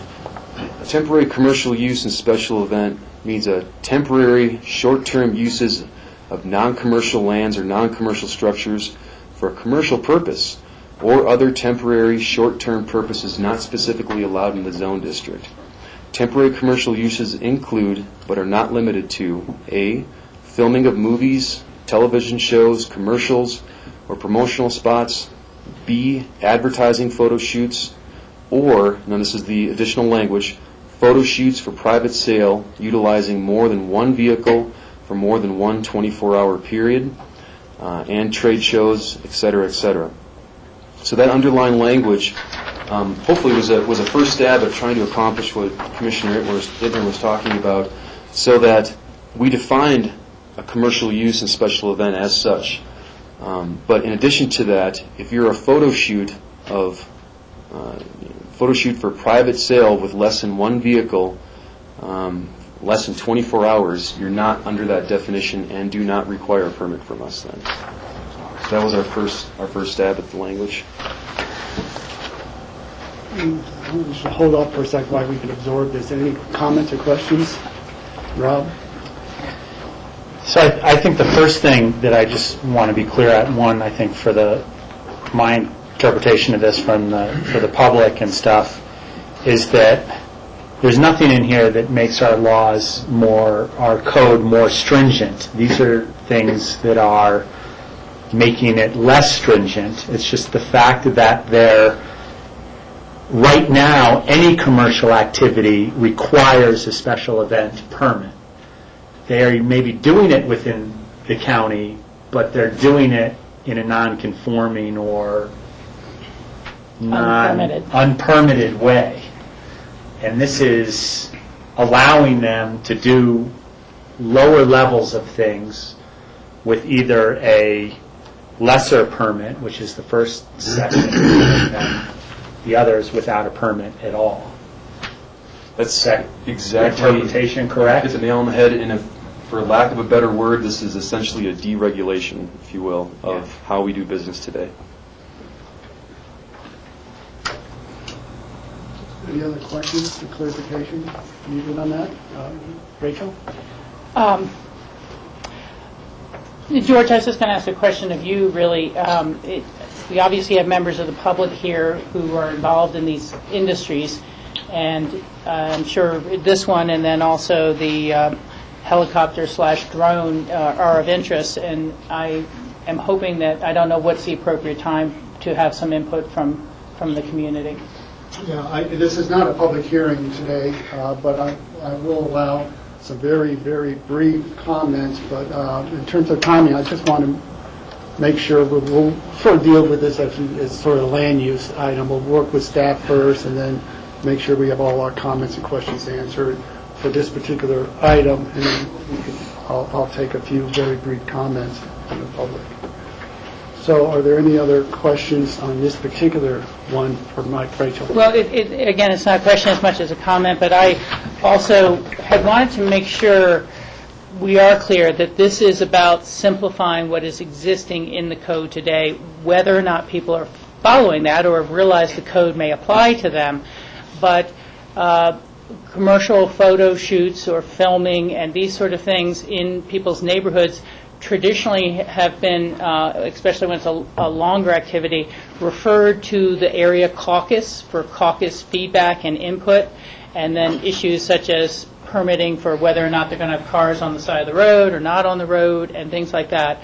And we were told by the industry during our work sessions that this is burdensome and that particularly television commercials come up and go within a week, that people want the space, they want to do it, the fall colors are perfect, and that our process, which could have taken 6 weeks to 2 months to be able to get to a caucus, if there's a caucus in that area, to see if there are neighborhood concerns, were slowing them down and inhibiting the process. So we instructed our staff to see if we could find a way to, not quite pre-permit, but create a much simpler process with a faster turnaround and expedite the permits. And this is that. Thanks, Rachel. Yeah, and again, as Rob and Rachel and Mike has said, we're not adding regulations, we're actually deregulating some of our land use codes. So just so everyone should be really clear on that. Rob, part of it came up because of your concerns that everybody would be captured, everybody who has a camera would be captured in some sort of permitting process. Does this meet with your satisfaction? Well, I'd definitely like to hear from some of the people in the public. I think, as I stated before, that this is, in my mind, and Mike verified it, a deregulation of existing regulations. I'm not sure that it goes far enough in deregulating. One vehicle to me, seems hard if you're going to a private home and you have a photographer and, I'll use my restaurant as an example again. I hire a photographer to go do a private shoot in a private home, and the photographer comes up with his car, and I come up in my car, well, then we're in violation of this. So I'm not sure that this is going far enough. I do recognize that it is a deregulation of our existing code, and my recommendation would be to start with this, or maybe switch it to 2 cars, and then somehow get some of the industry people together who I think all want to be in compliance with our code, and have some sort of meeting of the minds to make sure that it goes far enough for their needs as well. So 2 cars may be a little more reasonable, but still would not have an adverse impact, I don't think, on a neighborhood or... Correct. Yeah. All right, thank you. Steve? There have been 2 occasions where we have had filmings done on our ranch. One was a commercial that took 1 day to complete the whole thing. It didn't comply with these regulations at all. I'm sure we were out of compliance. There were probably 20 vehicles. There were cars parked on the county road. Don't you want to take the 5th, Steve? You never know, the production company may have got It was permanent. fascinating to me. It was one of my days in Hollywood. And actually it was a shoot that they had a permit to do up by on Maroon Creek, and the location didn't work out for them. They were scrambling to find a suitable aspen grove and came to us on a very short term. While they had the whole crew there, they went ahead and did it without notifying my caucus or anything at the time. The second was the movie The Frozen, which was filmed last winter on our ranch and in Redstone. And I have no idea whether they followed any of the regulations either. They did. They received a permit. Getting the permits, I presume that they did. I didn't have anything to do with that one. But the long-term impact on our ranch was 0. There's nothing left. It was, just totally a temporary thing. Short-term impact for sure. There's some cars and people around, and tracks in the field and things like that, but nothing long-term. So that's my experience with these small kind of commercial operations for doing a film shoot. I agree with Rob that I think we need to look at it further based on the level of interest of people contacting us in terms, people involved in the film industry and the advertising industry have concerns about the regulation, and they have some really valid points and some good ideas that I think could improve the regulations beyond where they are now. And I don't recall that there were any at the meeting out at the fire station. It was all law enforcement people, and myself and you were there, Mike, but I don't believe there was anybody there representing the industry, the film industry, in that meeting. I think some kind of a summit of getting you together with people from the industry and look at maybe changing the wording or taking their ideas into account would be appropriate at this time. And if I could just add into, that's true, at the meeting we didn't have anyone from the industry there. They were invited.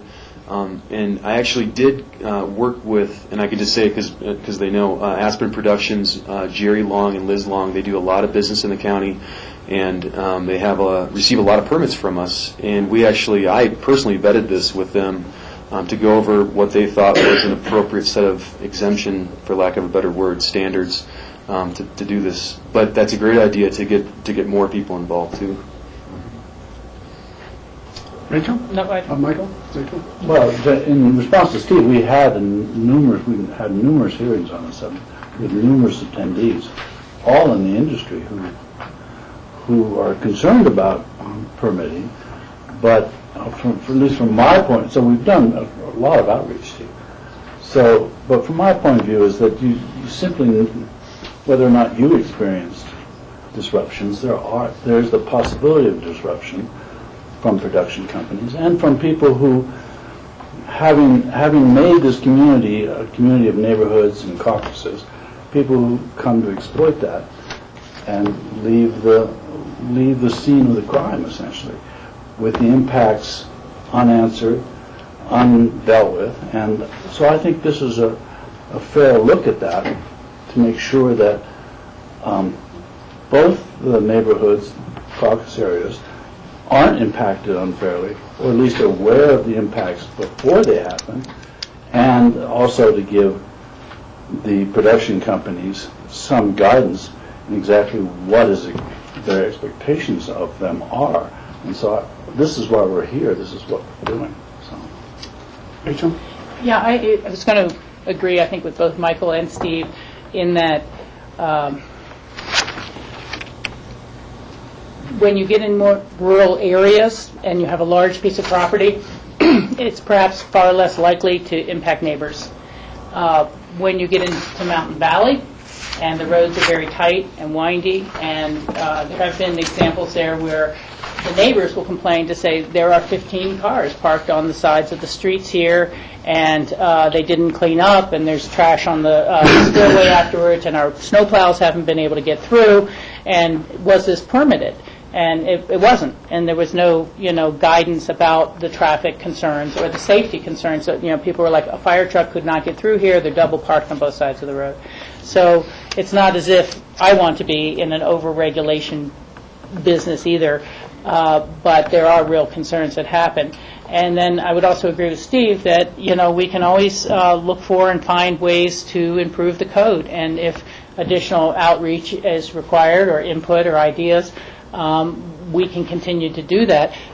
These codes did go through our planning and zoning as well, so there were public hearings and discussions about them there. And, we'll just kind of keep trying to make it better. But it's that balancing act of not having unintended consequences to people who feel like they're living, particularly in a residential neighborhood, or when they're or make it unduly burdensome on the industry. And, the current codes are pretty rough, and that may be why some people move forward without permitting in the first place.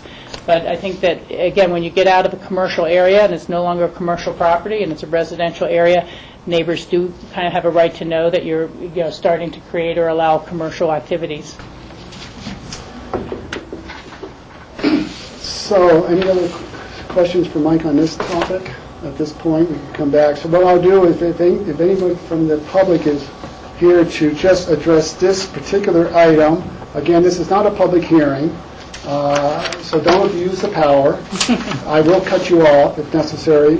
So brief comments. Thank you. And just identify yourself. Young lady? I'm here by accident. You're in the wrong place, you mean? No, but it actually turned out to be a really good thing. You want to identify yourself, please? Shelley Roy, and because I'm in real estate and I'm very close friends with David Marlowe, I've been on numerous photo shoots. And if your intention is to kind of make this code easy, we've never gotten a permit, because what happens is you go in, you don't have much notice. The owner will call, or the broker will call the day before and say, we're going to have a sunny day tomorrow, and we need to catch the light at such time. You come in, and so first of all, the one thing you're going to have to look at is this 7 to 7. I would suggest you change that language to 2 hours after sunset, because some of the prime photographs in town are done right at the time of sunset, and particularly since you're including, takedown time, you're going to need about 2 hours.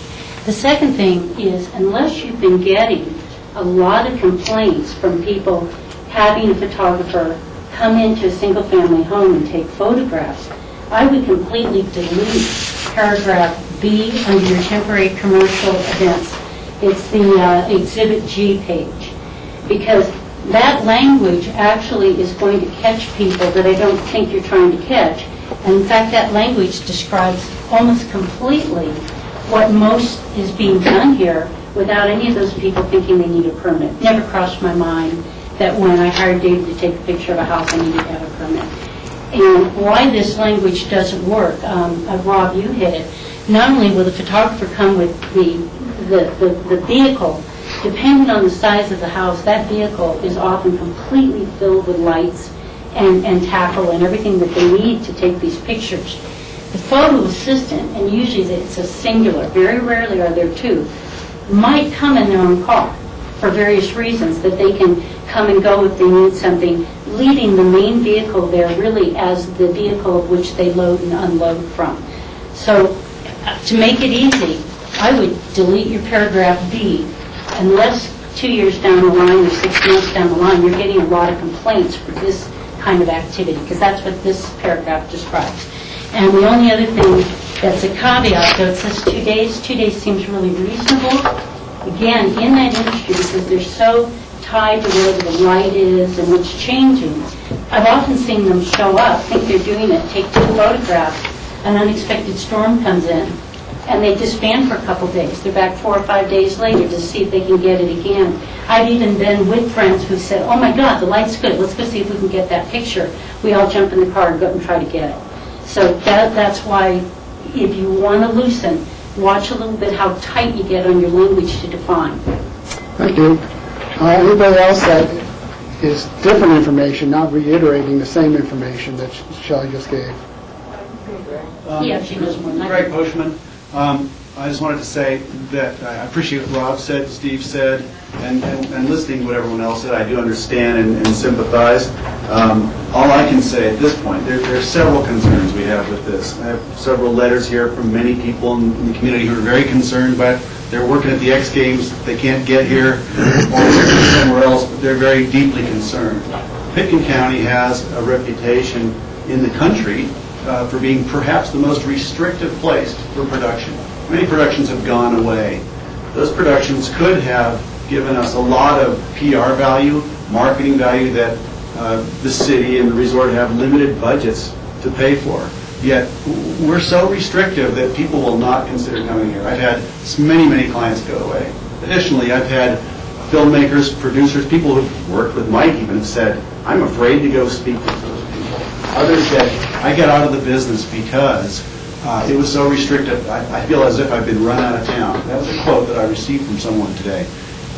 So what I'm going to ask, please, I implore you to do is table this discussion for several months, or as long as it takes, to get the community of filmmakers and production people in here to discuss this and come up with something that works. Because really, the level of restriction is too much. And I appreciate the efforts to deregulate, and boy, I applaud that. It's not going far enough, and it's not well enough informed yet. That's all I can tell you. Last bit on regarding helicopters. We're not on that. You're not there yet? No, Okay. so- Can I just tell you one sentence here? Not about helicopters so much, but what I want to read what I wrote. It would be very helpful if staff would reach out, if you direct staff to reach out to the production community beyond the few they've spoken to. Explore what other communities are doing in this regard. See where the technology is going. Learn about the cultural and economic benefits of a vibrant and supported film and photo community, as opposed to one that's inhibited and held at a disadvantage. And thank you. That's my comment. Thank you. My name is Michael Conniff. I'm here as one of the community members that helped to get the Isaacson School for New Media started at Colorado Mountain College. I'm speaking for myself, not for the college. I want to make that clear.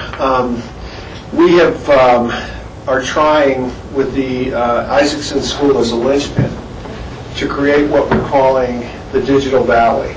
We are trying to using Silicon Valley and places like that as a model. We're trying to make this an extremely friendly place for people to create businesses and to create jobs around digital skill sets, also known sometimes as the creative economy, including all of the things we've been discussing. What I haven't heard in this discussion, first of all, I want to thank you for trying to deregulate this. This is definitely a step in the right direction, so thank you. But But I haven't heard one comment about how this could impact the local economy. Not a single comment. I can tell you I'm in a similar business as everyone here for comment, and I didn't know about this permitting process, and we just did a shoot, and I don't think anybody got hurt. Nobody complained. And final thing I'd just say, I heard the word exploiting the community. This is not about exploiting the community. This is about helping the community. If you look at New York City as an example, or Toronto, or any mecca of film production, if you're from New York City and you see a film crew there, you're happy to see the film crew because that's helping the economy. How many, tons of jobs being created, and ultimately helping the citizens of Pickens County. So I think it's important to consider this in the broader economic context, so that rather than just being, slightly deregulated, I would actually throw it all out, start over, and try to have as few as possible. Because you know what? For the most part, people are going to ignore this. People are going to ignore these regulations. They do today. And I have one other question. Is there an enforcement mechanism? Like, what happens if you don't get a permit? Is there an enforcement mechanism? Thank you. We're not going to have I'm sorry. I'll leave it there. Thank you very much. I appreciate it. My name is Iska Childs. I am, on two counts, this concerns me. One, as a property owner and someone who rents their property, so that I'm taking photographs with one of these things and putting them up on the internet to try and rent that property. And under those new regulations, or ones of which I've been unaware up into this time, everybody who's on VRBO or HomeAway would have to pull a permit in order for the photographs that they've taken in their own rental property to go up on the internet. Which, boy, have fun regulating that one and going into all the property managers and all the individual owners and getting that one sorted out. I think you're creating a real boondoggle for yourselves if that's the starting point that we're going on. Again, I want to reiterate what everybody has said. Thank God that you're really looking at deregulating this. But I want to also say what everybody else has been saying, which is take a look at what the standards in the industry are. Take a look at like municipalities, like counties. And although Michael has mentioned, some big cities, which you may not feel are commensurate to ours, the one that's really close to ours is Moab. They've got the oldest film commission in the world. Take a look at how they regulate film, and also take a look at what sort of economic benefit comes to the city of Moab and to that part of Utah out of the film industry that they've got there. We're part of the community, guys. We are here to work with you. I would love to know, Rachel, what the complaints have been. I don't want to know from whom. I just want to know what, where, and when. We will do everything in our power to try and mitigate any sort of complaints that there have been and make it better so that it doesn't happen next time around. But honest to God, for the most part, our clients, especially our repeat clients in this valley, are so good about making sure that they've made no impact at all. And all through the 90s, I mean, how many of you knew that we were doing 60 shoots a year in the 90s here? I bet you didn't, and I bet you never saw one.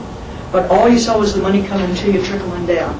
Honest to God. And that's from people like Klaus Obermeyer Jr., who's one of the top cameramen in the world, who keeps bringing stuff back to his valley, and to Taylor Phillips, who's Liz Phillips' son, who tries to bring things back to this valley. I can keep on going forever on that, and I'll try and make this, much briefer. But I want to speak to one thing which is in my area of expertise, which is not in any of these other people's, which is when you say it has to be built to code if you're building something. That is not the way the entertainment industry works. We cannot build to code. We are putting up a temporary structure. If we have to build to what your building codes are, we cannot make it temporary. We cannot tear it down in the time frame that we've got to tear it down, and we can't build it in the time frame that we've got to build it. That's the whole point of it. It's a temporary structure. It's not a functional structure. It's a decorative structure. And there are already codes in place from the state, and I believe also from the city, as far as what is display regulations are for a temporary structure. And that's what we're talking about here. You can't regulate styrofoam rocks for White Fang 2 to be up to building code. It just doesn't work that way. Thank you for your time. Thank you. Anybody else? Seeing none, I'm going to close the public hearing, be it as it was. Bring it back to the board. I did hear some good suggestions. I think there's some misinformation out there. It's always interesting whenever we attempt to change our code to improve it, how much it raises the awareness of what the codes really are, and that's sort of a positive thing that always comes from this, and we've had some great examples in the past. The most recent I can think of is the work we did on our ag, with the Ag Committee, which was very, very successful. It took some time, staff time, and volunteer time, committee time, but it ended up with a very, I think, very good product in terms of improving the code to enhance and encourage the continued use of ag property. So I use that sort of as an example anyway, as a model or a possibility if we want to pursue this further with the committee. As Michael has said, this has gone through P&C. There have been numerous meetings. We've had public meetings on this, and as usual, whenever something comes to the final reading, people seem to come out of the woodworks, but that's fine. It's always an opportunity to hear from the public. Rachel? Yeah, just briefly in response, I think that it's important to note that and I agree, I think the language sounds fairly arcane, but this code amendment would make it so there's no question about taking private photos, at a home for getting on the real estate market. That was one of the things we brought up at the last meeting, of going inside places, outside places, whatever. And it may obscure it more than it enhances it, but that section is supposed, and maybe it needs to be broken out and not try to include it in one long paragraph or one long kind of run-on sentence there, to say what is excluded from needing a permit, and just be more directly about saying what's excluded, rather than this doesn't apply if it's less than one car and less than, But that's one thought. But this is trying to do that. And then the second is, sadly, we had a death from an unpermitted photo shoot on the back of Aspen Mountain just a couple years ago. And you'd like to think that sort of thing doesn't happen, but it does. And whether the permitting process would have helped improve that or not, it's hard to say, but there could have been additional requirements for what type of safety personnel will be available. And, we do have complaints from time to time. And, it does happen that some people are disrespectful, and I do appreciate your comments and those of others that the industry tries to police itself and wants to make sure everyone's a good actor, good character in how that they don't impact neighborhoods. So that's all. And I, as I said earlier, I support the idea of continuing to try to improve and simplify these activities. Other comments, Rob? Yeah, and just to voice some of my response to some of the things that were heard, and in slight reiteration to Rachel, the code that we're proposing, first of all, is going to help the VRBO thing, because right now that's illegal. With this, you can take a photo with your iPhone and sell it for whatever you want, because it's one person, less than 24 hours. So right now that's illegal. With the new code amendment, that becomes legal to do on your own. But, Rob, illegal is really I'm the sorry. term. You're not It's going to against face jail sentence. It's in violation of our code. It requires a permit. It requires a permit. It's in violation of our code. Tabling this to later, I think, was another comment that Greg brought up. This is a step in the right direction. Do I think it goes as far as we want it to go? No. I do think it needs more work, and I do think we need more input from the thing. I'm not sure tabling it to later solves anything, because the things that are still in violation of our code are in violation of our code. Taking out the photo shoot aspect, the problem with that is that there's got to be a limit of some level. There are photo shoots that happen that are very large. Victoria's Secret comes in here, and does big photo shoots. So what's the limit there? And I think needs to be more conversation, but again, the language of 2 vehicles, 24 hours, as an exemption to the code that we have is a step in the right direction. Maybe it should be more than that, and I think that's open for discussion. And I do think this is all about the local economy. I heard it from a lot of people, and I want to make it clear that that's definitely on my mind, that making code aspects challenging for our economy as a tourist economy, as one of the most beautiful places on earth, and the film and photography industry that come in here, whether they're dining at restaurants, staying in hotels, shopping in stores, all those things is a big piece of our economy and very valuable to us. I do think that there needs to be more discussion going forward, but I do think that there's nothing that's been presented to us today that is making anything any worse in our code. Michael? Yeah, and to follow up on Rob, I think that what's interesting here is that one of the reasons people come here and want to shoot here is because of the nature of this community. And the nature of this community, to a large degree, is based on our codes, on our restrictive growth management and our rural character, and the preservation of all those aspects. And I suppose people could go to Garfield County and do their shoots there unregulated, but who wants a backdrop of oil rig? I mean, it's that very code that we're struggling with that has made this an attractive community to film in the first place. And the preservation of the natural aspect of this community, the environment, is based on our codes. And you can see in other communities where they don't have restrictive codes, people aren't that interested in shooting Victoria's Secrets. When are those shoots, do you know? They're on the Wexner properties. So all 5,000 acres of it. So this is a struggle. I get that, but I don't see that it's damaging to our economy. In fact, I see that a rationally regulated economy typically has the best economy, and there is nothing wrong with our economy because of code regulation. There's just nobody can point it out to me that code regulations damage our economy. And I would posit that, in fact, it's enhanced our community, and it's the reason people want to come here, and they want to film, and they want to participate in the lifestyle and way of life that we have built ourselves here. And that's what I mean by exploitation.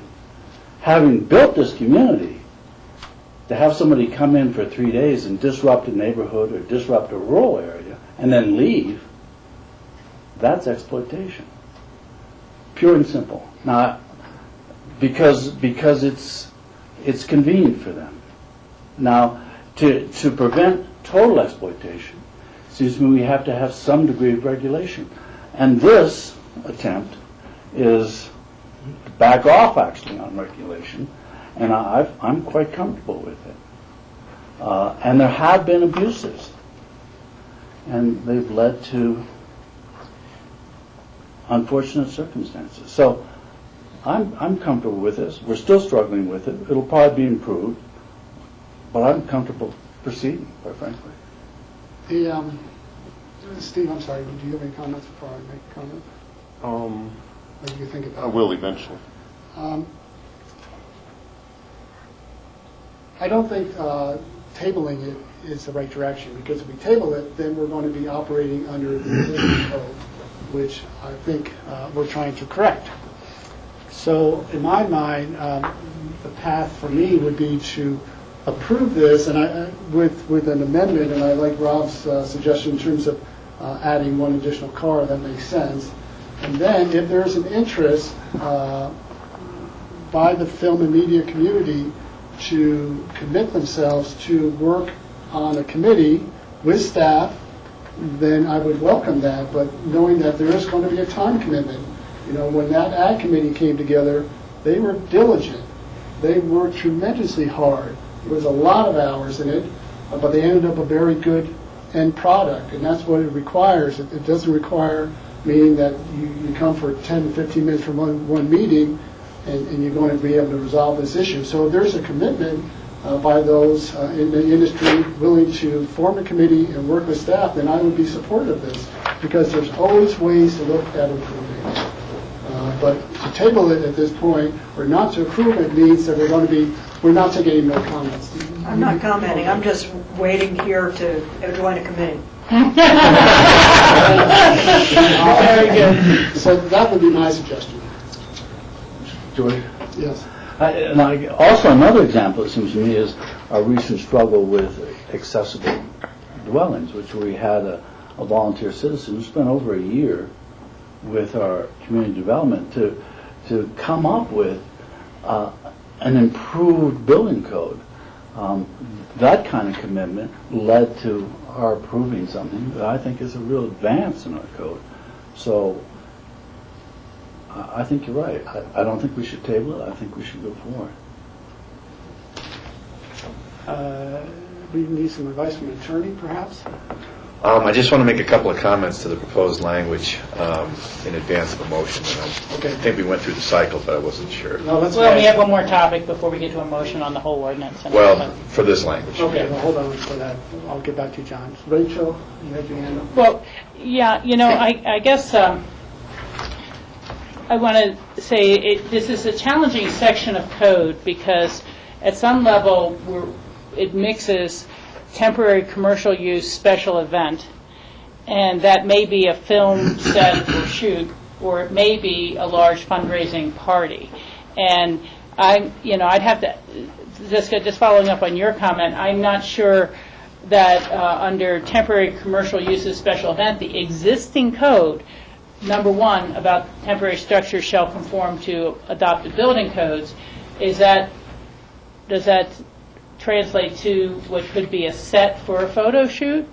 Or is that trying to assure that if there's, a tent put up for a special event fundraiser, that it's safe and not going to collapse on people in a windstorm? Because you had cited that as being a potential problem in the code. Again, it's part of the existing code. But it seems to me, other than that, we've now broken out number 6 as being specific to photo and film production. Do the other provisions under 1 through 5 apply to the things under number 6? And so that's what I'm kind of wondering if a part of a cleanup would be to separate out the types of special events, so that if it's a gathering, it's a dance, it's a fundraiser, it's a picnic, it's very clear this is over here, and photo, film of a medium to large scale is over here, and then the exempted things are over there, so that it flows in a more readable way to the layperson or someone else who's trying to understand our codes. But that's just a question for staff, because I don't know if a temporary structure is a set. Is that different from if it's something that will be inhabited by people? A dance floor is not going to collapse, these type of things, and what we mean by that.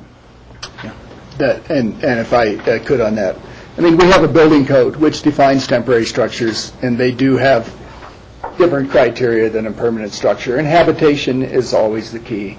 The example that was given of styrofoam rocks, obviously you can have styrofoam rocks in a film shoot, but if you have people in a tent, it has to meet certain building code requirements and fire code requirements for a tent structure, wind load, etc. And that's what that is meant, that there are applicable adopted building codes for temporary structures, and they need to meet those. Thank you for that clarification. Rob? And I also want to just ask a question on the 7 to 7 that's listed in here, which is really in reference to our current noise regulations. So it really has nothing to do with their ability to shoot after 7. They just have to be in compliance with noise regulations after 7. They could shoot at midnight if they want, as long as they're not making any noise. Actually, Well, that's not exactly true, yeah. Okay. Yeah, so I, it correctly identifies the current noise regulations in the county. Oh, and then you've got the film. Yeah, if you're loud, the sheriff's office will go out with a noise meter and take a reading. But what you're talking about, Rob, is G, where it says filming shall last for no more than 2 days from 7 a.m. to 7 p.m., and this includes setup and takedown, and that's what Shelley was talking about. That's where she asked us to extend that. And I guess my question to the board would be, if someone's shooting inside, what does it matter if they're shooting at 11 o'clock at night versus shooting, I understand, but there are other things in our code that prohibit disturbances and those sorts of things. I'm not sure that language is needed at all because of that. Well, there's a point at which, we have building hours at which you can build. And, neighbors sometimes depend on wanting to sleep in the morning. And again, if we think about really rural areas, that's one thing. When you start thinking about more compact neighborhoods, and if people are going to start before 7 a.m., they're arriving, is that an impact to the neighborhood, or do we start to say anything goes? Because this is within at least one of the sections I'm looking at, maybe not all of them, is 5 vehicles, 15 people. If you're in a very small neighborhood where it's 5 homes to an acre, that's not nothing. I think Shelley's idea was good to extend the hours after sunset. But at what point would it make more sense for someone to just kind of be able to keep building to 11 o'clock at night, and they could get the job done faster, but that starts to impinge on the neighbors.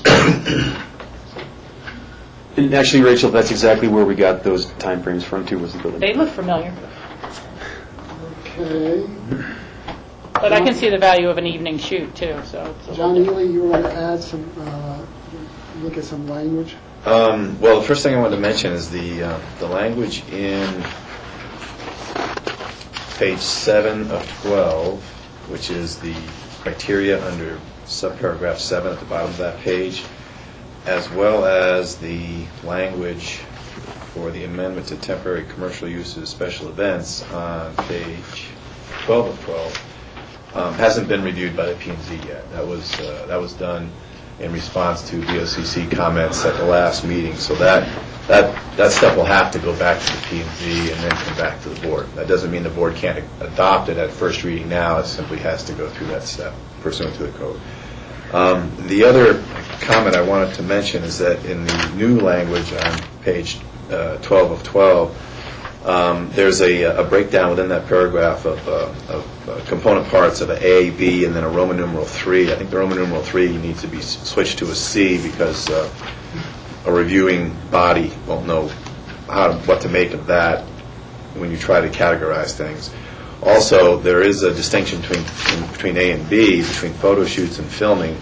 To be honest with you, I'm not exactly sure what that means. I think the implication is a motion picture versus a still picture. But I think the definition probably needs to be expanded to make that clear to be able to enforce this. But on the other hand, perhaps there really is no distinction between the two events because they are potentially both impactive or non-impactive and might be able to be addressed the same way with this limitation of no more than 2 vehicles, 24-hour period type of affair. So I wanted the board to consider that, either figuring out a way to express this filming photo shoot idea or perhaps joining the two together.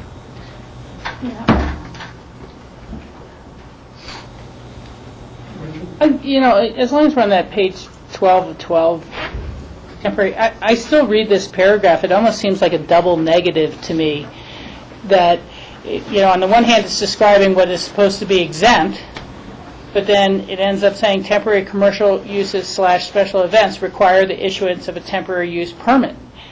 And so, we're sitting there saying this is exempt if it's only 2 cars, less than 24 hours, but it's just, that is a very confusing paragraph to me.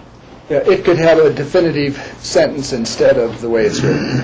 It could say, the following will not Require a permit.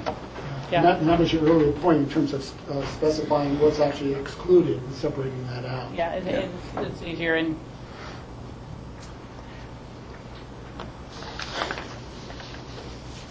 So, John, are you, I'm sorry. Trying to think of where to go from here, realizing that there was a lot of work put in by a lot of people to get to where we are at this point on the temporary use permits and making them less restrictive, and yet thinking that we need to go further and get a committee working on looking at maybe more major revisions of the whole filming industry and how to make it more accessible along lines of the Moab Film Commission, something like that. I think would be very important to pursue that. And I suggest that maybe we should approve the changes that have been made. And I presume that there's no problem with coming back in a short order and with more revisions to the same rules. Is that correct, John? Keep doing it as... we could change them every week if we wanted to. Not quite that fast, but pretty regularly if you want. So that by approving what has already been done here, it would improve the situation, remove some of the restrictions, and then get a group of people working with the community development on looking at the big picture of, maybe major revision or whatever proactive kind of things to try to make it more possible for the film industry to work here without taking their business elsewhere because it's too onerous here. Well, again, that was, my suggestion was to move this forward and those with the emergency to form a committee to continue to redefine it.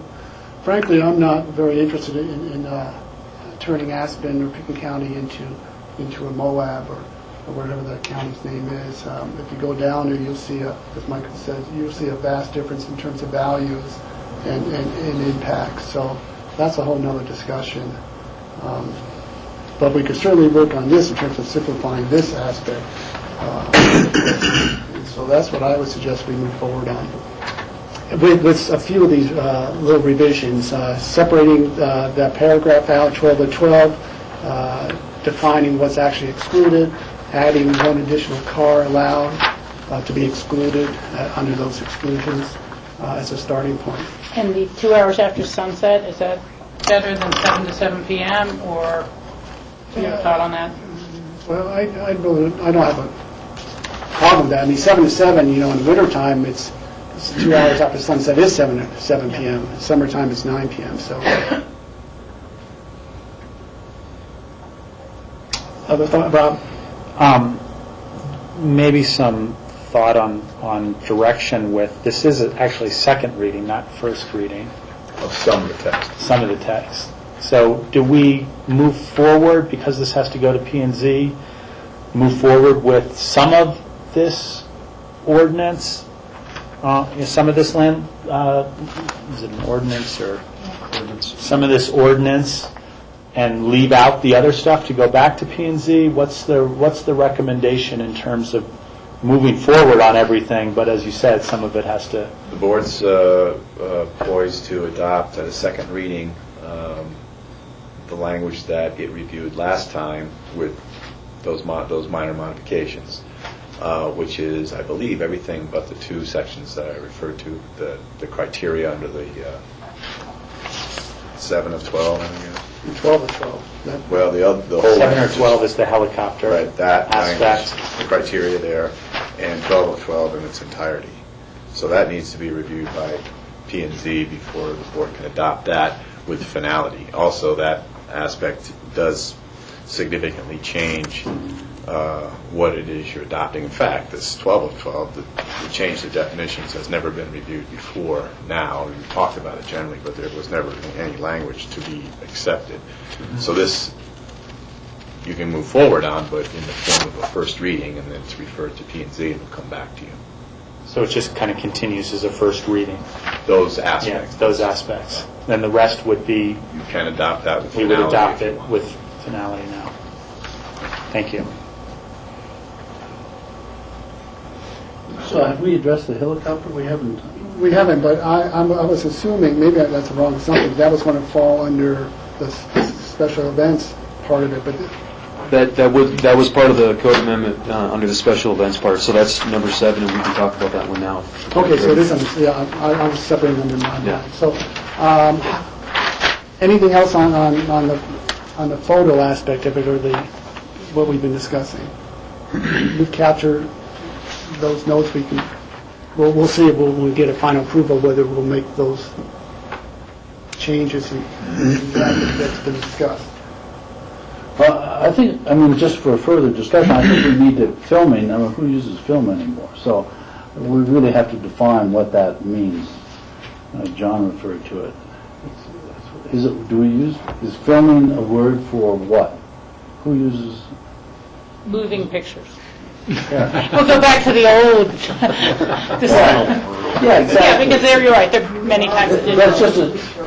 That's just a strange, antiquated way of looking at things. So I think we need to figure out what the updated language is for reproduction of whatever it is. So, and the in terms of after sunset, I'm fine with an hour after sunset language. That's fine with me. I don't know how the rest of you feel, but that makes some sense. And also, I think the division between interior, where it's not going to impact people, and exterior. So, an interior shoot could go on all night long, as far as I'm concerned, as long as it meets noise and lighting regulations. So, that could be exempt. I don't know, but those are just some clarifications I think we need. Okay. Okay, let's move on to helicopters. And I want to start this conversation, just ask John Ely a question, because in the past, where we haven't really defined the use of the helicopters in regard specifically for special events, now we're trying to come up with some standards, again, specifically for special events. So, so John, again, if you would just reiterate what you told us last time, why we would feel that we would need to do this, and then the other concern that we've heard from the community vis-a-vis some emails is that we're trying to take over the authority of the FAA in regards to these code suggestions for special events. Well, the language concerning helicopters is on page 7 of 12, at the very bottom of that page. It relates to what is overall a number 6, low-impact photo/movie film production. So it doesn't relate to anything other than that. Anything outside of the low-impact photo, movie, film production, these criteria relating to helicopters would not apply. Particularly, George, in reference to your comments, it does not interject the county into the business of the FAA or change the way pilots fly helicopters or fixed-wing aircrafts or any other type of aircraft. It only relates to the special use permit or temporary commercial use permit as related to a low-impact photo, movie, film production. Actually, John, that was 7 in a row of all standards for temporary commercial uses. We weren't relating that directly to 6. To 6, oh, yeah, okay. It's so that's okay. I see what you're under temporary use special events. 1, 2, 3, 4, 5, 6, 7. helicopters is... Then my comment is overall. that the helicopter regulation applies only to temporary commercial use or special event permits as opposed to just general flying or aviation. Correct. Okay, thank you. Mike, back to you. Sure. So, as you're all aware, the board has had, since I've actually been with the county, a longstanding policy to not use helicopters for filming special events. And this would come in the form of filming a ski event or a snowboard event. We commonly get the request to use helicopters for filming a car commercial, which is not allowed. And it's always been the policy, and staff has always expressed that policy to folks that we talk to. And what we're trying to do is actually codify that language so we have it in the code as legislation. Staff proposed some language at first reading, the last board meeting, and the board directed staff to devise some criteria so that the board could actually approve a helicopter under some circumstances. And what staff did, we took a stab at some of the thoughts that were provided at the last hearing, and I can just read them for the record here. We thought under 7 here that we should include A, B, C, and D. A says that you can have a helicopter with the understanding that there is a clear and demonstrable marketing benefit to the community. B, the helicopter will be used for live broadcast. C, applicant will provide a factual representation, provided that there will be no detrimental impact to wildlife. And then D, safety concerns shall be adequately addressed. And those are some of the ideas that the commissioners had at the last hearing, so we're open to listen to some other things too. And I need to add one more thing too, George. In my memo, I made a mistake. I included the discussion we talked about, which was drones, and these are these unmanned, helicopters that go up and can film with a remote control on the ground. And we talked about them, and I actually forgot to put the word drones in the ordinance under page 7 of 12 here, what we're talking about. And in fact, I spoke with someone in the industry after the memo came out, and drones really aren't the appropriate term to be using. Really, it should be what, as I understand, the FAA calls it, an unmanned aerial vehicle, and the acronym is UVA. So in number 7, we'll say helicopters and unmanned aerial vehicles shall not be used, et cetera, et cetera. So we'll just include that if that's okay. Okay, thank you. Rachel? Yeah, a couple of things. Number 7 is not clear to me, the lead-in language, as to whether the applicant needs to hit any of these criteria or they have to hit all of these criteria. And it just isn't clear, because we were talking about assuring going from a blanket policy that was unspoken or was spoken but uncodified to a statement to finding criteria, and now it just, these are the considerations. To me, it's almost like a hearing of an appeal of a land use when we have a finding of one of 3 things, but you don't have to find all 3 things to be able to be granted. So I think that needs to be clarified. The second is the thing I don't think we fully have captured in here is the restocking of supplies that was like for the Grand Traverse race. And so, factual representation shall be provided to be no detrimental impacts to wildlife was kind of part of that because we were told it was better for wildlife than bringing in, multiple snowmobile trips to bring the same supplies in for the race. But I think this one is more about whether or not you're buzzing elk herds to try to take pictures of elk herds, and things like that, which obviously we don't want to see happen in the winter. So I think that there is another criteria there, which is related to it is determined as the most appropriate way to resupply, folks in the backcountry. Or I'd imagine that if there was an event in the backcountry, this Grand Traverse race or something like that, and it was best for mountain rescue to save someone from their special event, that we would allow it on an emergency basis. Maybe that it's already covered somewhere else and doesn't even have to come back to us. I'm sure that Flight for Life's an emergency pickup with mountain rescue They just have their own policies and procedures, and our special event permits wouldn't rely to those. But I don't. The one other area where it was used as an example that had been permitted before was coming from that Grand Traverse race. I don't think we covered that. And then lastly, for me, I think we really need to separate helicopters and these unmanned aerial vehicles into two different sections of the code to the extent they're going to be, rather than try to group them together. I think there's radical differences with them in terms of weight and, potential downsides to them. The helicopter thing is something that has come from a long time with our sheriff's office about the potential danger of those items. There was a pretty large helicopter crash in Paris just in the last week, and you can have. Oh, was it London? Okay. And you read those fairly often, and especially with the sort of terrain we have here and conditions. I think that it really does deserve very thoughtful and thorough consideration anytime it's for a commercial purpose or a special event. The unmanned aerial vehicles, I will say, I personally realize I don't have as much experience with them or understanding of them, and it's a relatively new technology. I know that in a lot of communities, law enforcement is beginning to use them.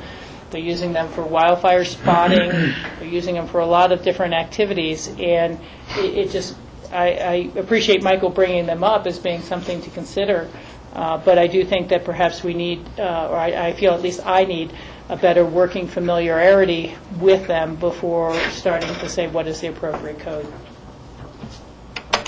Okay, thank you. John? Just a quick comment based on Rachel's observations.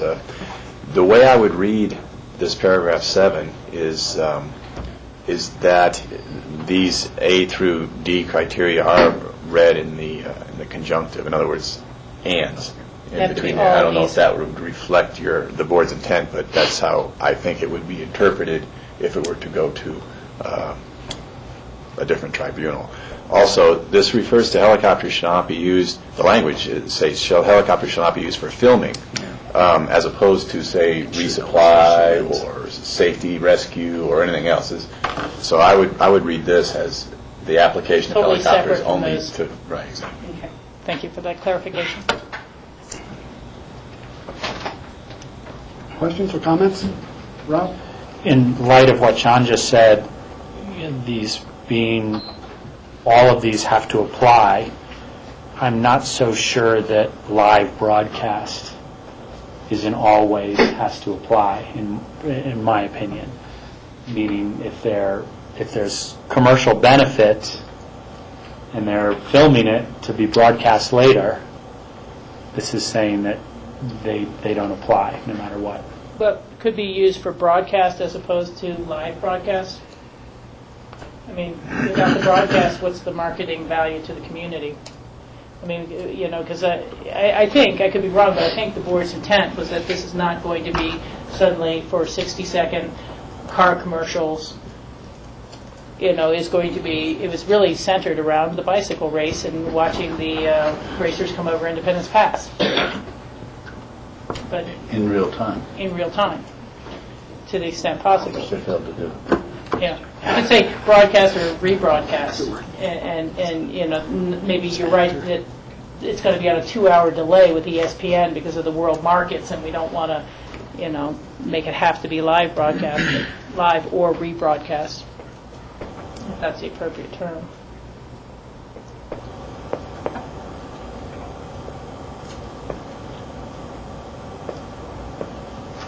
Anything else?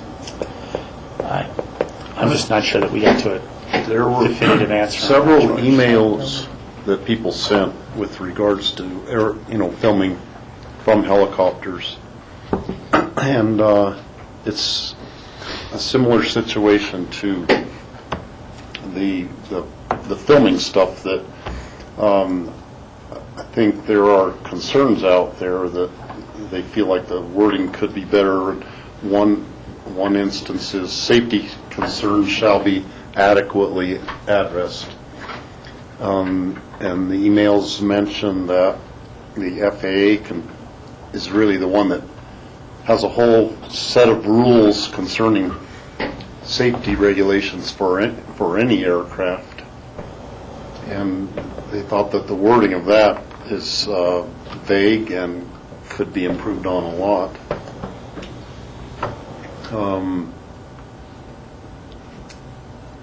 I can't recall. That's the main point that they made, was talking about that the FAA should be the one regulating the safety aspects of helicopter flight. So we could just add, safety concerns shall be adequately addressed per FAA guidelines, regulations, requirements, something like that? Yeah, I think some wording like that would be in order.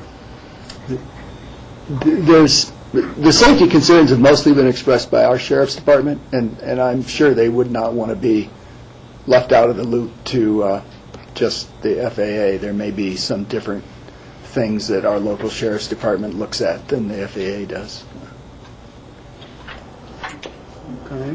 You know, I want to make sure we're all clear, we're all talking about the same thing, because I realize that some people will object and not support this, but we're not talking about opening up the doors for commercial shooting in general. It's just in conjunction with, specific special events.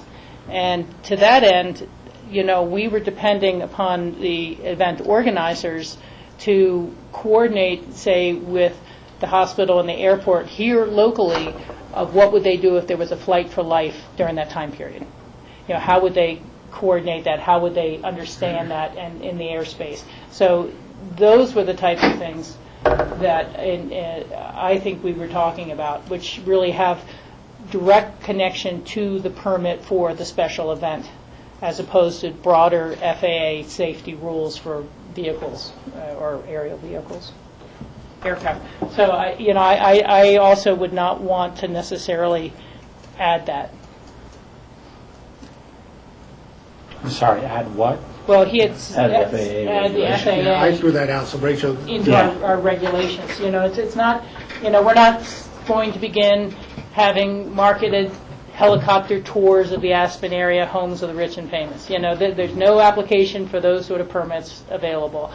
But this was just making it clear that we could permit for special events such as the bike race. Rob?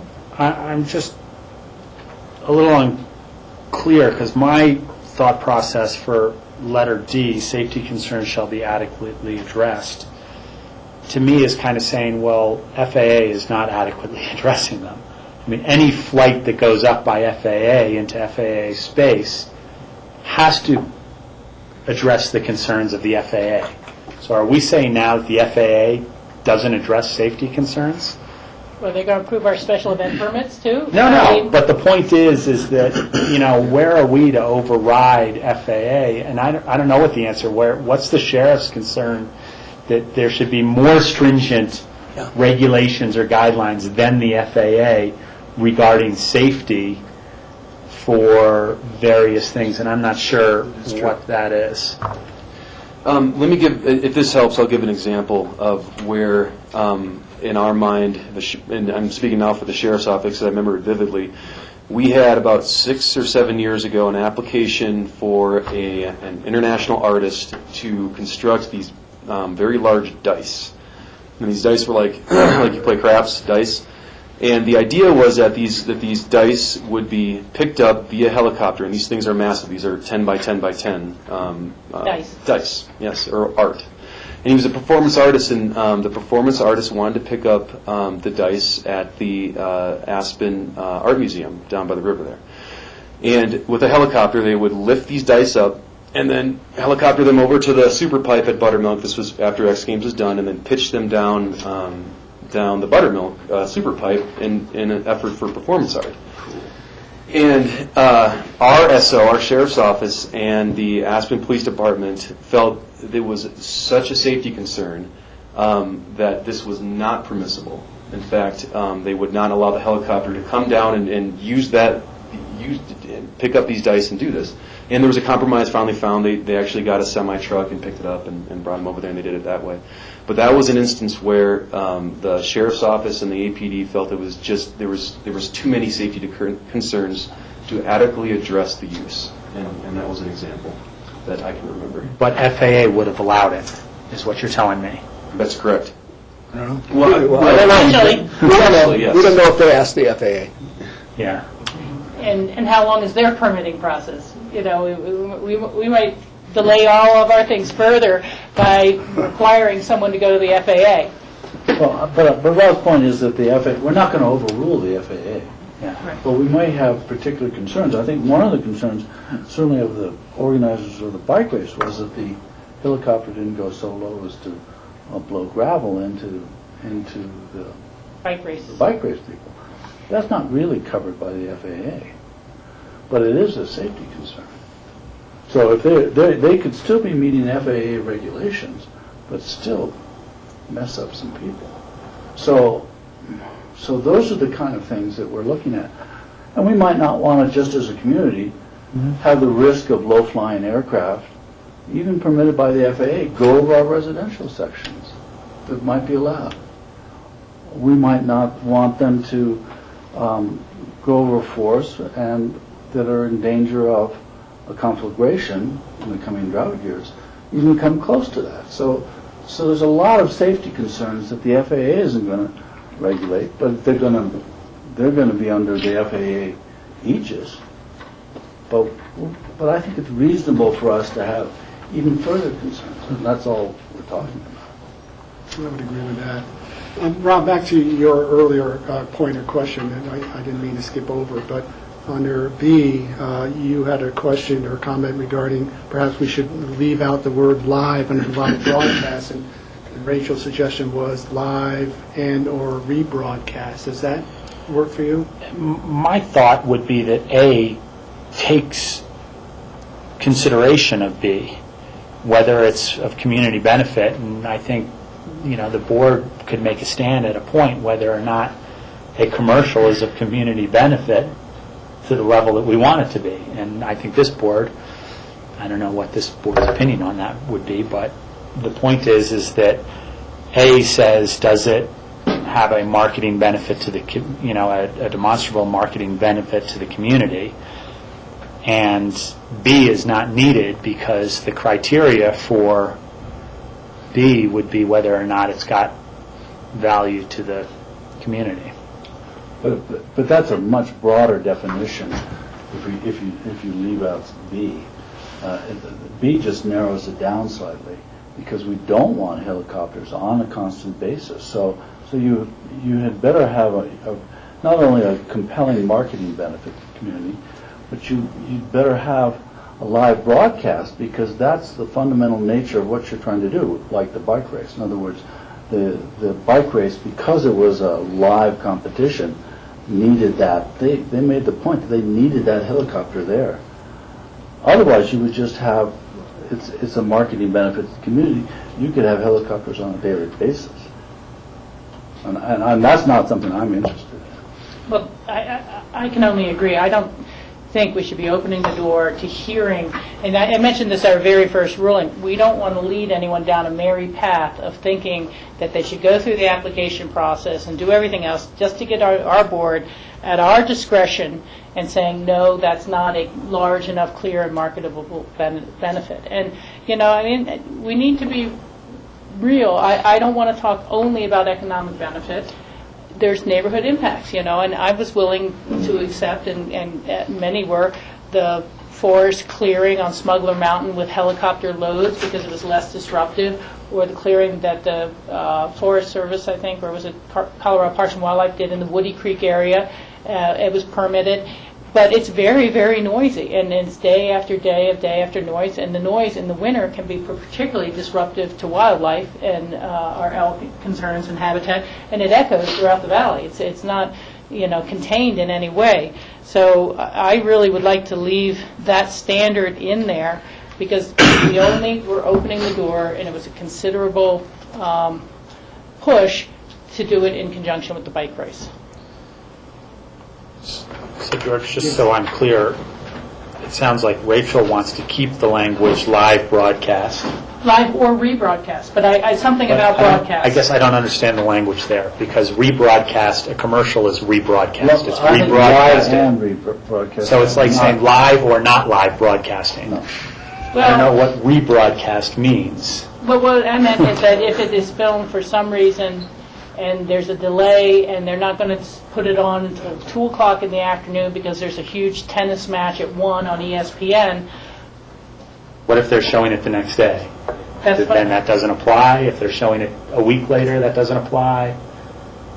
If we could just say for broadcast, and a national broadcast or broadcast in conjunction with a sporting event may be a way to clarify it. I appreciate your asking to clarify it, but again, I don't want to write it in such a way that it's interpreted by someone reading our code.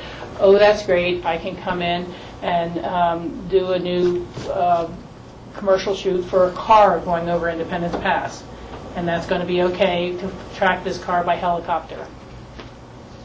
I'm just saying that we need to have definitive language to stand behind it. I think live broadcast is fairly definitive. I'm comfortable with that. That was what our approval was based for the bike race. And that's why we said, well, we don't normally do this, but the bike race is convinced that it's that you need to have a live broadcast in order to have the best possible event. We went ahead and did it.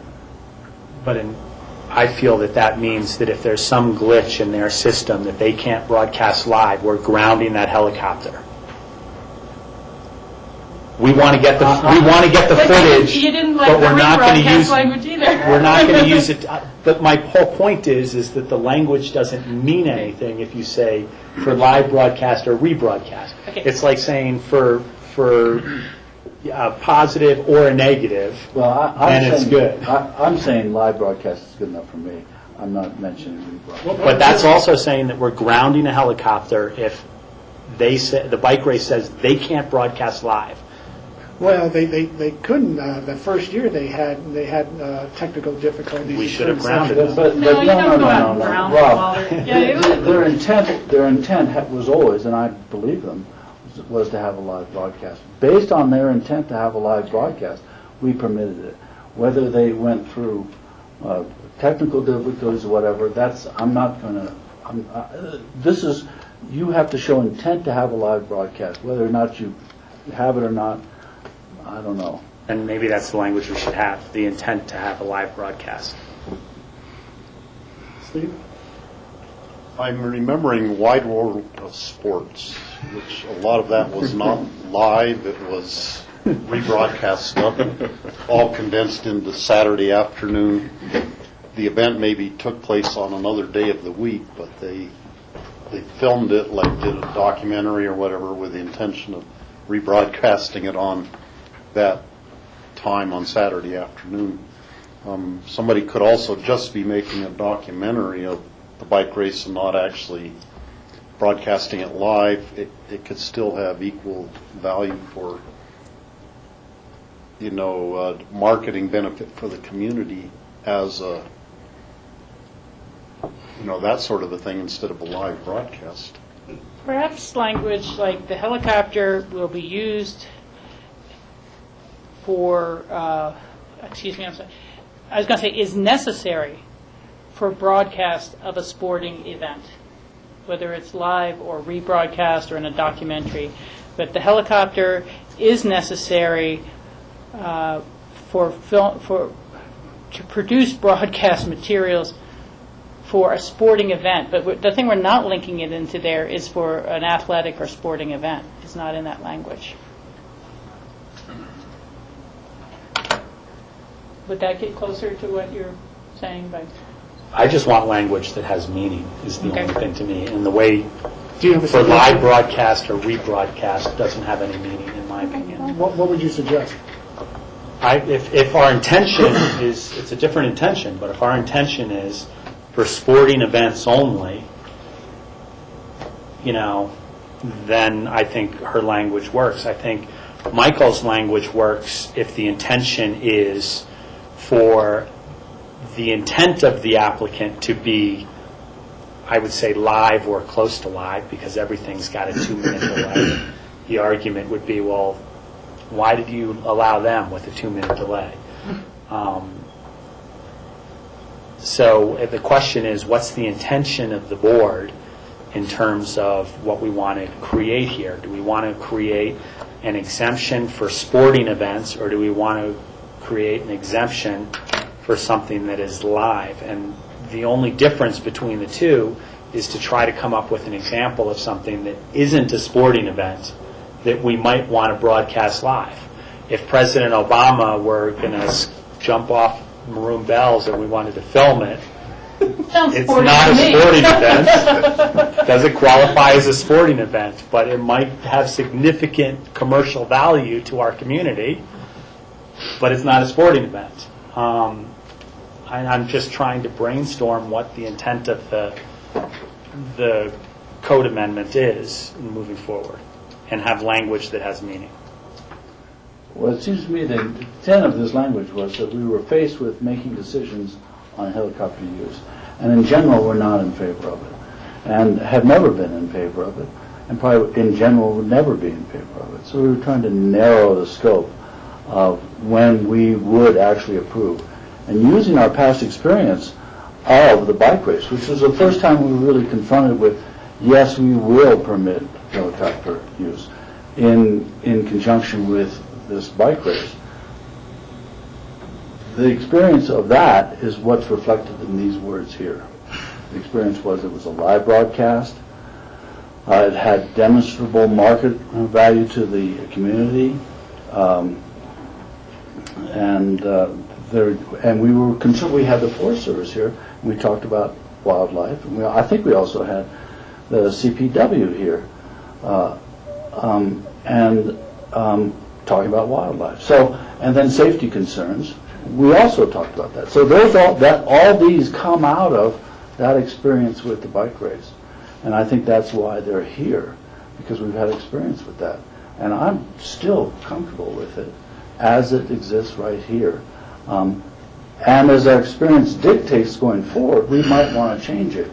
But now I'm comfortable with this because it mirrors the approval that we made for the bike race.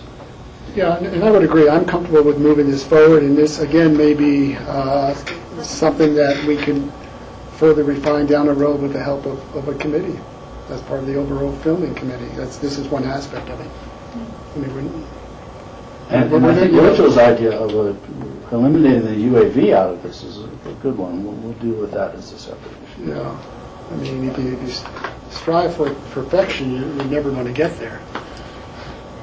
I don't want to get too far in the weeds in this stuff and see how it plays out. But I appreciate you bringing it up. I sometimes have quarrels over individual words or not as well, you know.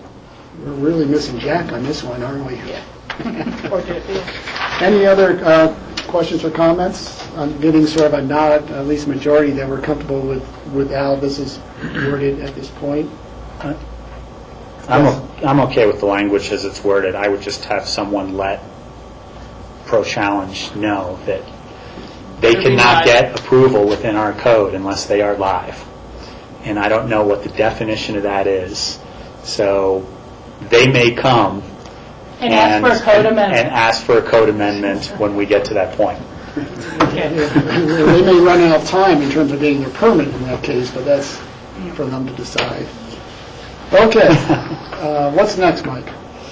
Well, the meat and potatoes of our land use code is next, with floor area and growth management, and an explanation to the board of the Meadowwood code amendment that staff proposed to clarify.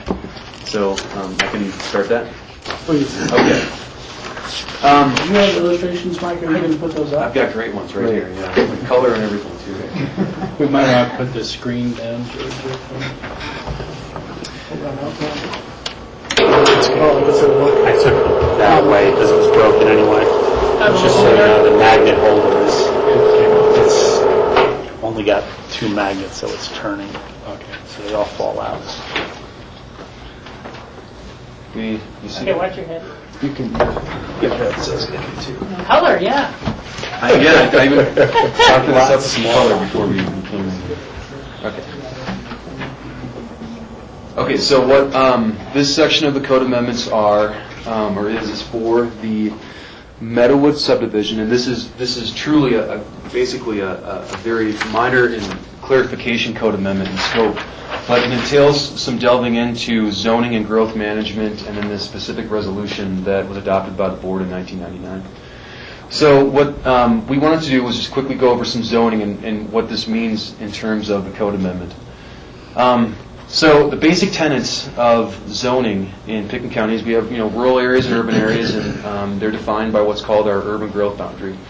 Our urban growth boundary is defined as basically our metro area, including the city of Aspen and some of the areas like Red Mountain, Meadowood subdivision, a few places east of Aspen. And basically that's our urban growth boundary. Meadowood subdivision is zoned R30. And it's a residential zone district with a 30,000 square foot lot size, and it's within our urban growth boundary, our UGB.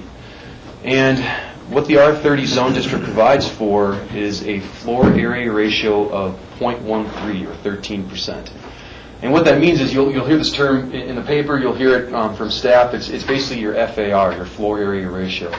And in the R30 zone district, it's 13%, and what that means is that when you have a big lot, this box right here, you get a big above-grade floor area. So the bigger lots you have, the larger above-grade house you can build then. On a smaller lot in the R30 zone district, you get a smaller above-grade floor area. So it's a ratio, and big lots get big above-grade floor area, small lots get small above-grade floor area, and it's dictated by R30. Now, this is... Could you simplify that for me? Oh man, I'm trying.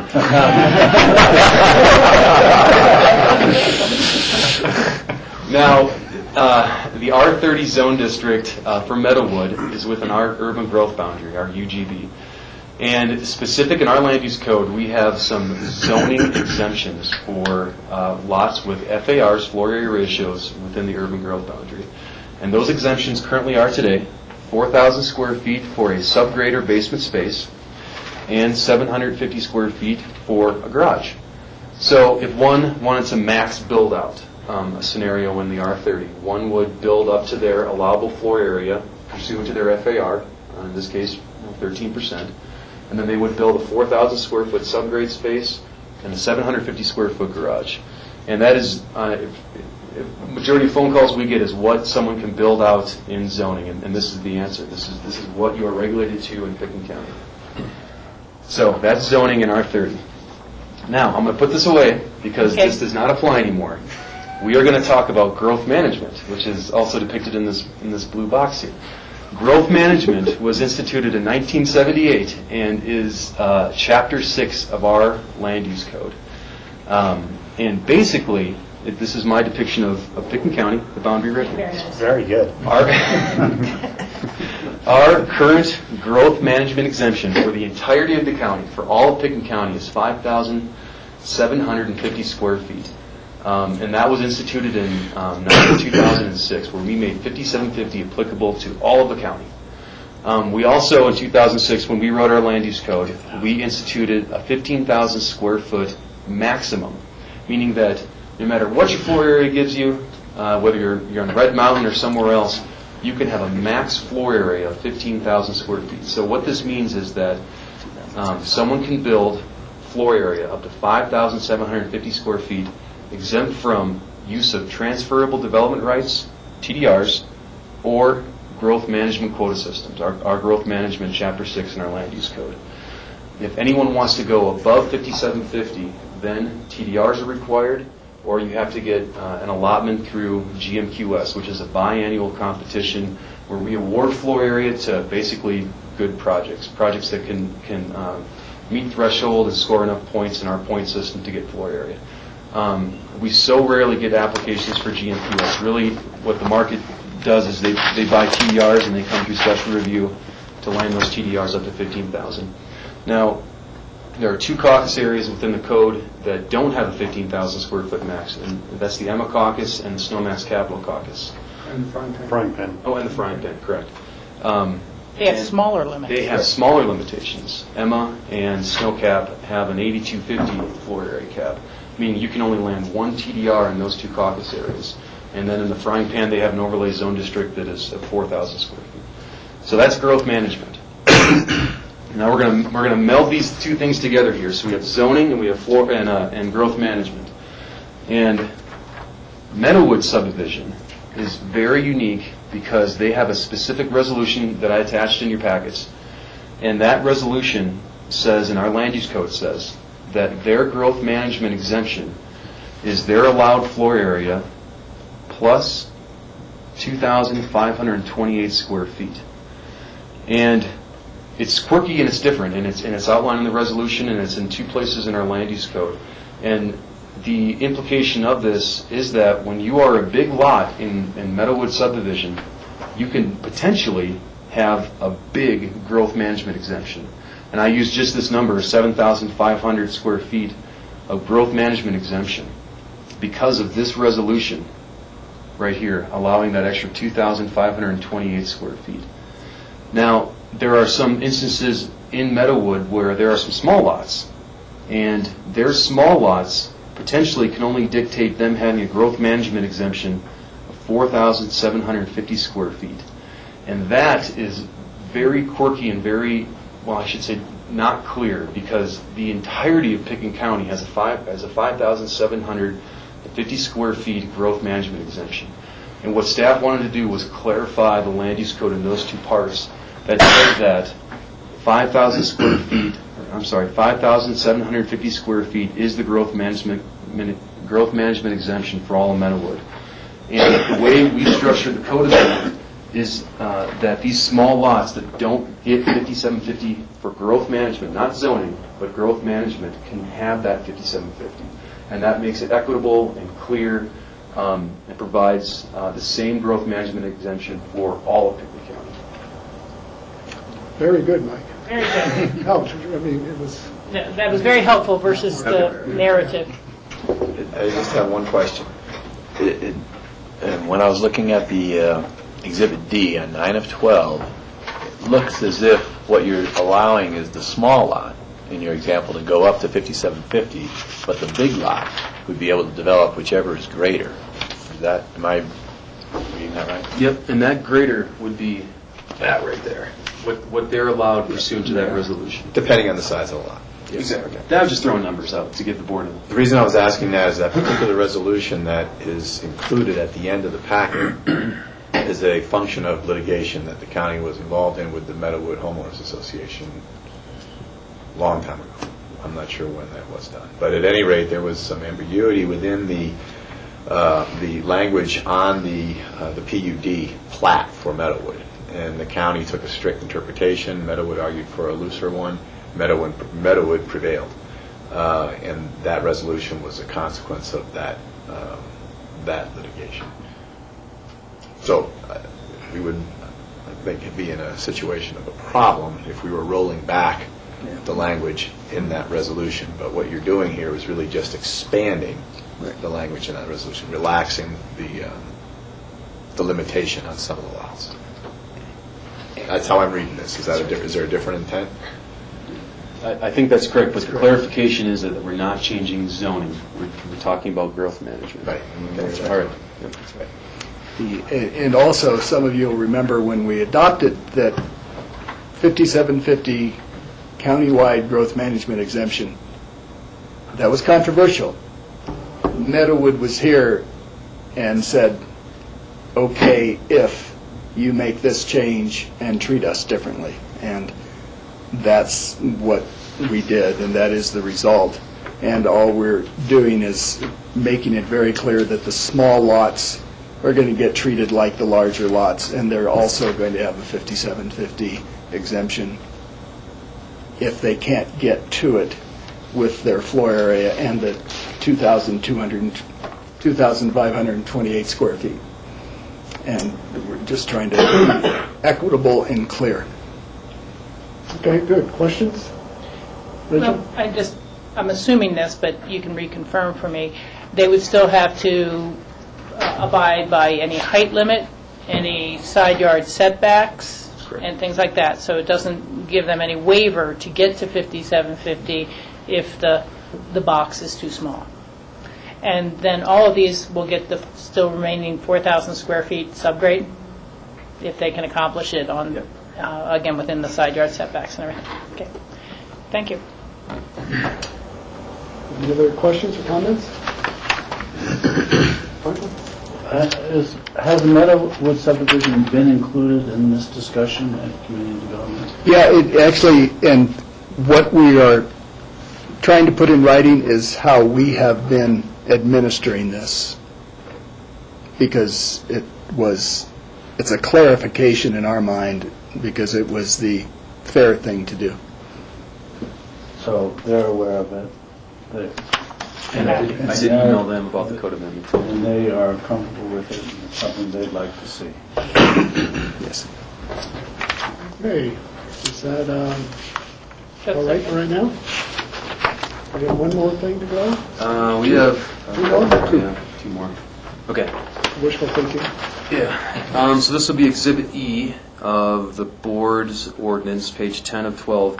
And I'm going to go back to another sheet here because this will also provide some clarification on what we're talking about. Chapter 9 is our non-conforming section of the Land Use Code.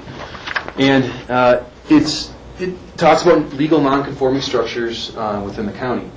And in the county, there are certain floor areas that have been exceeded, and have been exceeded for a number of reasons, because zoning changed. They were built in the 60s, and they just can't conform to it. And this is the purpose of this code amendment. We talked about it at the last hearing, and the board wanted clarification on what this actually means. So, Chapter 9, like I stated, is our legal non-conforming section. We have two processes for legal non-conforming structures. And this is processes that are in place so that one process can be administratively reviewed and one can be reviewed by the Board of County Commissioners. And the section that we're proposing to change is the section that deals with restoration without significant changes. And the purposes of this amendment is that we want to add the word gross into the language, so that it effectively kicks it to a Board of County Commissioner review. And I'll explain what this means. When someone exceeds their floor area, and floor area is defined, and I'll go to my chart here so you can see. Floor area is defined as your above grade floor area. Okay? So this big lot gets a big above grade floor area, and the small lot gets a small above grade floor area. That's your floor area. Gross floor area is when you add in these subgrade exemptions and this garage exemption of 750 square feet. So this is considered floor area. In the addition of these two exemptions, we call that gross floor area. And the way the current code reads is that when someone wants to expand floor area, it ends up being a board review. And we've seen it before, like La Chamonix, where they want to expand floor area for the basements. We've seen that. But that's the way the code reads today, is that when someone wants to expand gross floor area, it's actually not a Board of County Commissioner review. It's actually a staff level review. And it was a nuance that came up in a couple projects, and staff felt that these really should be Board of County Commissioner reviews, that when someone's increasing their gross floor area, this is no longer a restoration without significant changes. This is a restoration of significant change. It becomes a Board of County Commissioner review. So with the addition of that word gross, it kicks it to a BOCC review and is no longer a staff level review. And that's the proposed code change in the nexus behind it. Questions? But when it comes to us as a review, is there then board discretion about whether to allow the full rebuilding or how much? Yeah, I'll read those standards. I'm sorry. Get those quickly.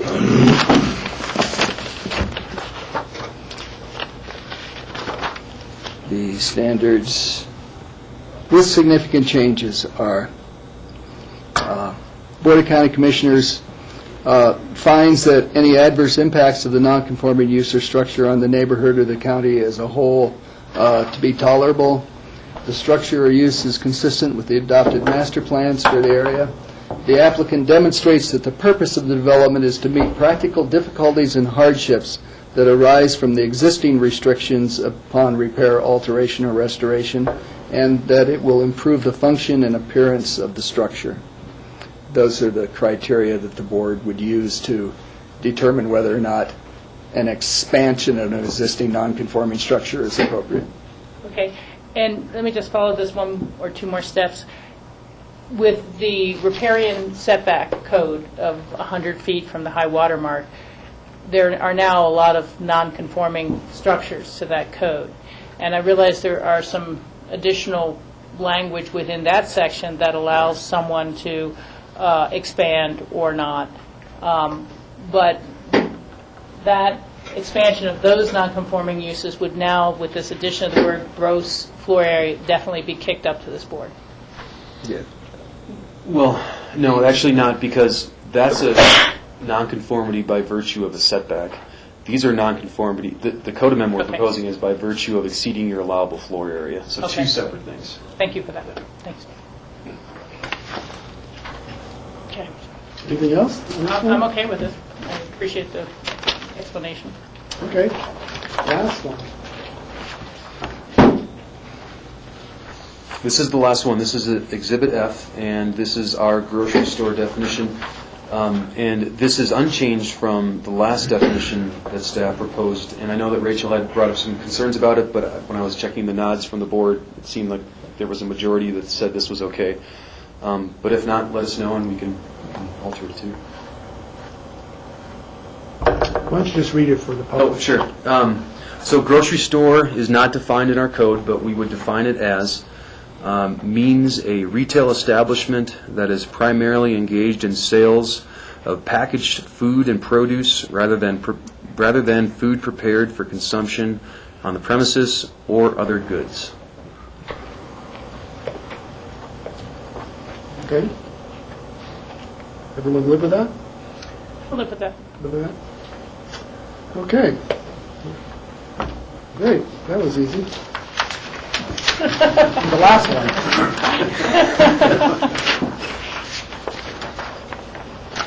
All right. So I would entertain a motion. Yeah, I need to ask Johnny Lee one question on this, because I heard your explanation to Rob before, but I still got a little bit lost. Do we pass this in its entirety as a motion, as amended, to the extent we amended it, and then it kind of goes on hold until P&Z catches up on the two provisions that we have changed, and then it comes back to us for a third and final, or do we need to kind of separate this out into two things, that one we're passing finally and the other we're kicking back as a separate motion? You can go in either direction. If you would like to get something in place and adopt what you reviewed twice, you can certainly do that, and that would require you breaking it off. Basically because you're adopting on a second reading those elements of the ordinance that you've already reviewed. The elements that you're seeing for the first time, you'd have to adopt on a first reading and send to the P&Z for their review, and they'll come back to you. So, maybe Or if you keep it all together, nothing will be into effect until it's all assembled in one joined again at the end. package. I don't know which is the easier motion to try to make, I guess, is clearly. Well, I guess the question would be whether we want to pass those under second reading that have already gone through P&Z, or we want to have P&Z look at it, and if they have any feedback, that's the opportunity for them to come back to us at second reading. I don't know if one is easier than the other, but it's up to the board's preference as to whether you want to get something adopted in right now, or if you want to keep it all together and have it go in together. Which ones could we adopt right now? That's my problem. I would, staff would be hopeful that those that did not have language changes or concerns could move forward, because we're anxious to have them in the code. And can that would be the definition of the grocery store, the change to the restoration without significant changes, the Meadowwood subdivision item, and adding the appeal to the hearing officer's determinations on TDRs. Those all would be at second reading and approvable. and would not require going back to the P&Z, we would prefer that we... I would make a motion to that effect. Second. Discussion, Rob? And just to be clear, so that's, looking at this ordinance, that's pulling out Chapter 4, Exhibit B, temporary commercial use special events, and Chapter 11, Exhibit G, temporary commercial use special events. Correct. And everything else would be included. Correct. In this ordinance. Okay. Further questions or discussion? Is there a second? There was a second. I guess one more question. After this, we would be approving first reading for the other two? Okay. Okay, if there's no further discussion, all in favor say aye. Aye. Great. Now we can go back to those. I'll make a motion for the same ordinance for first reading for the Chapter 4 temporary commercial use special events and the Chapter 11 Exhibit G amendment to the definition of temporary commercial use special events. And we had some addendums to that, some changes. I just wanted to make sure, I think I captured them all, but let me know. That would include clarifying that one paragraph in terms of what's actually excluded, adding an additional car to be excluded. Let's see, extending the hours for photo shoots to 1 hour after sunset. Michael added a last one we didn't really discuss. If it's interior, there's really no time frame as long as it still meets noise and lighting code. And an updated language for moving pictures filmed. Yes. May I propose the language 1 hour after sunset or 7 o'clock, whichever is greater? Because I do believe that on the smallest day of the year, 7 o'clock is later. Yeah, sure. What is it, 1 hour after sunset and...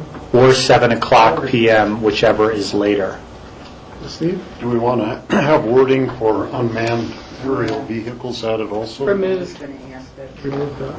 Helicopters and unmanned aerial vehicles. It's not in it the way it was presented to us. We removed it for further consideration. Yeah. And I also had that Rachel wanted us to break out this so that we have a better understanding of the exempt commercial use and special event activity too. Rather than doing a run-on sentence, make a definitive statement. Yeah. Does that capture everything? I think so. Is that acceptable for your motion, Ron? That's acceptable for my motion. You know, I haven't got a second yet, but... I'll second. Second with a discussion right now. Thank you.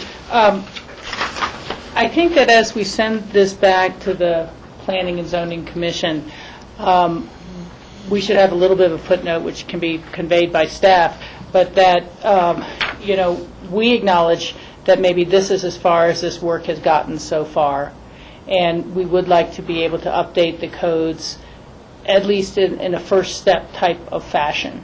And that, you know, to the extent there are issues brought forward in the public hearing to P&Z that they feel comfortable with, then that's their job to add or include them. But if it is seeming like something like the agricultural task force is going to take 3 months or 4 months or 5 months, you know, it may be good to move it forward as improved at the time, and then still with the commitment to go forward with a larger task force to look at a greater simplification of it afterwards. But I don't want it to get either bogged down in their workload, which could take quite a while to process through, that basically legitimizes a certain number of activities right now. And so, you know, again, we're not shutting the door, but I don't know that we're tasking our P&Z to become our task force to resolve all those issues.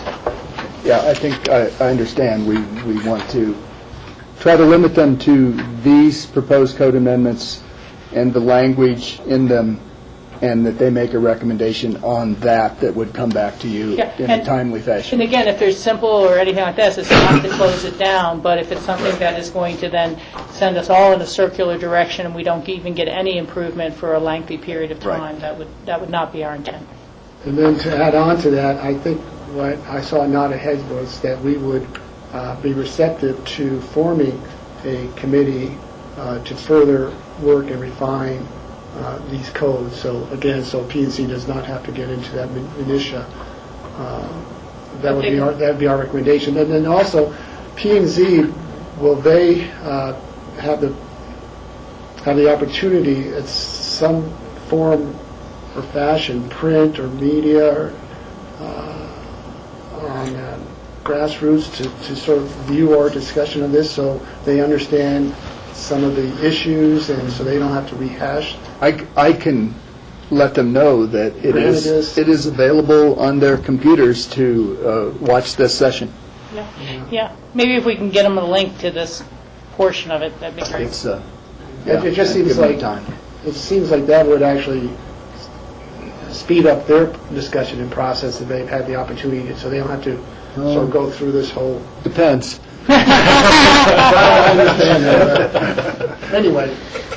Okay, great. So we have a motion with those amendments. We have a second. Any further discussion? Seeing none, all in favor say aye. Aye. Great. Thank you, staff, for all your help on this. Okay, open discussion. Do we have anything, John? Just a quick item for you. We've been working on looking at space needs and such in the old courthouse. We've had a larger project looking at space needs. We don't have a new courthouse. In the courthouse. in the old courthouse.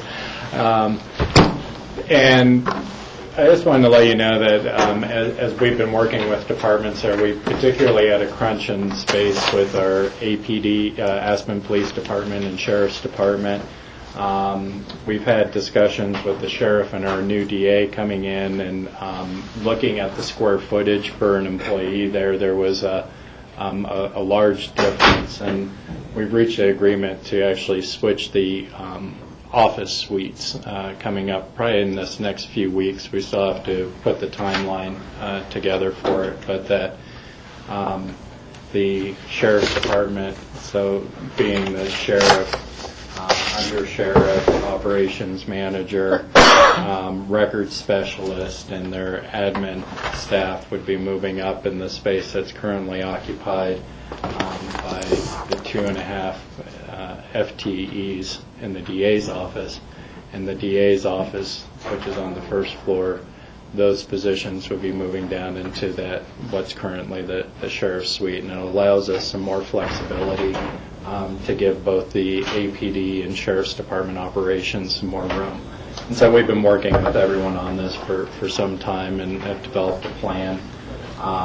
We are still nailing down the exact timing of that move, and we'll be, of course, keeping you and the public informed, but wanted to let you know that is a forthcoming move based on analysis that we've been doing with everyone there. Okay. Anybody else have anything for open discussion today? Seeing none, I'll entertain a motion to go into exec session for the purpose of... This would be for the purpose of a discussion regarding the open space purchase of the Saltonstall Ranch, or the Half-Act Ranch. This would be pursuant to CRS 24-6, 402, 4A. I'll make that motion. Second. Any further discussion? Seeing none, all in favor say aye. Aye. Great. Thank you, Grassroots. We'll take a few minute break here. While Grassroots breaks down, we can... I gotta go get a tape. Okay.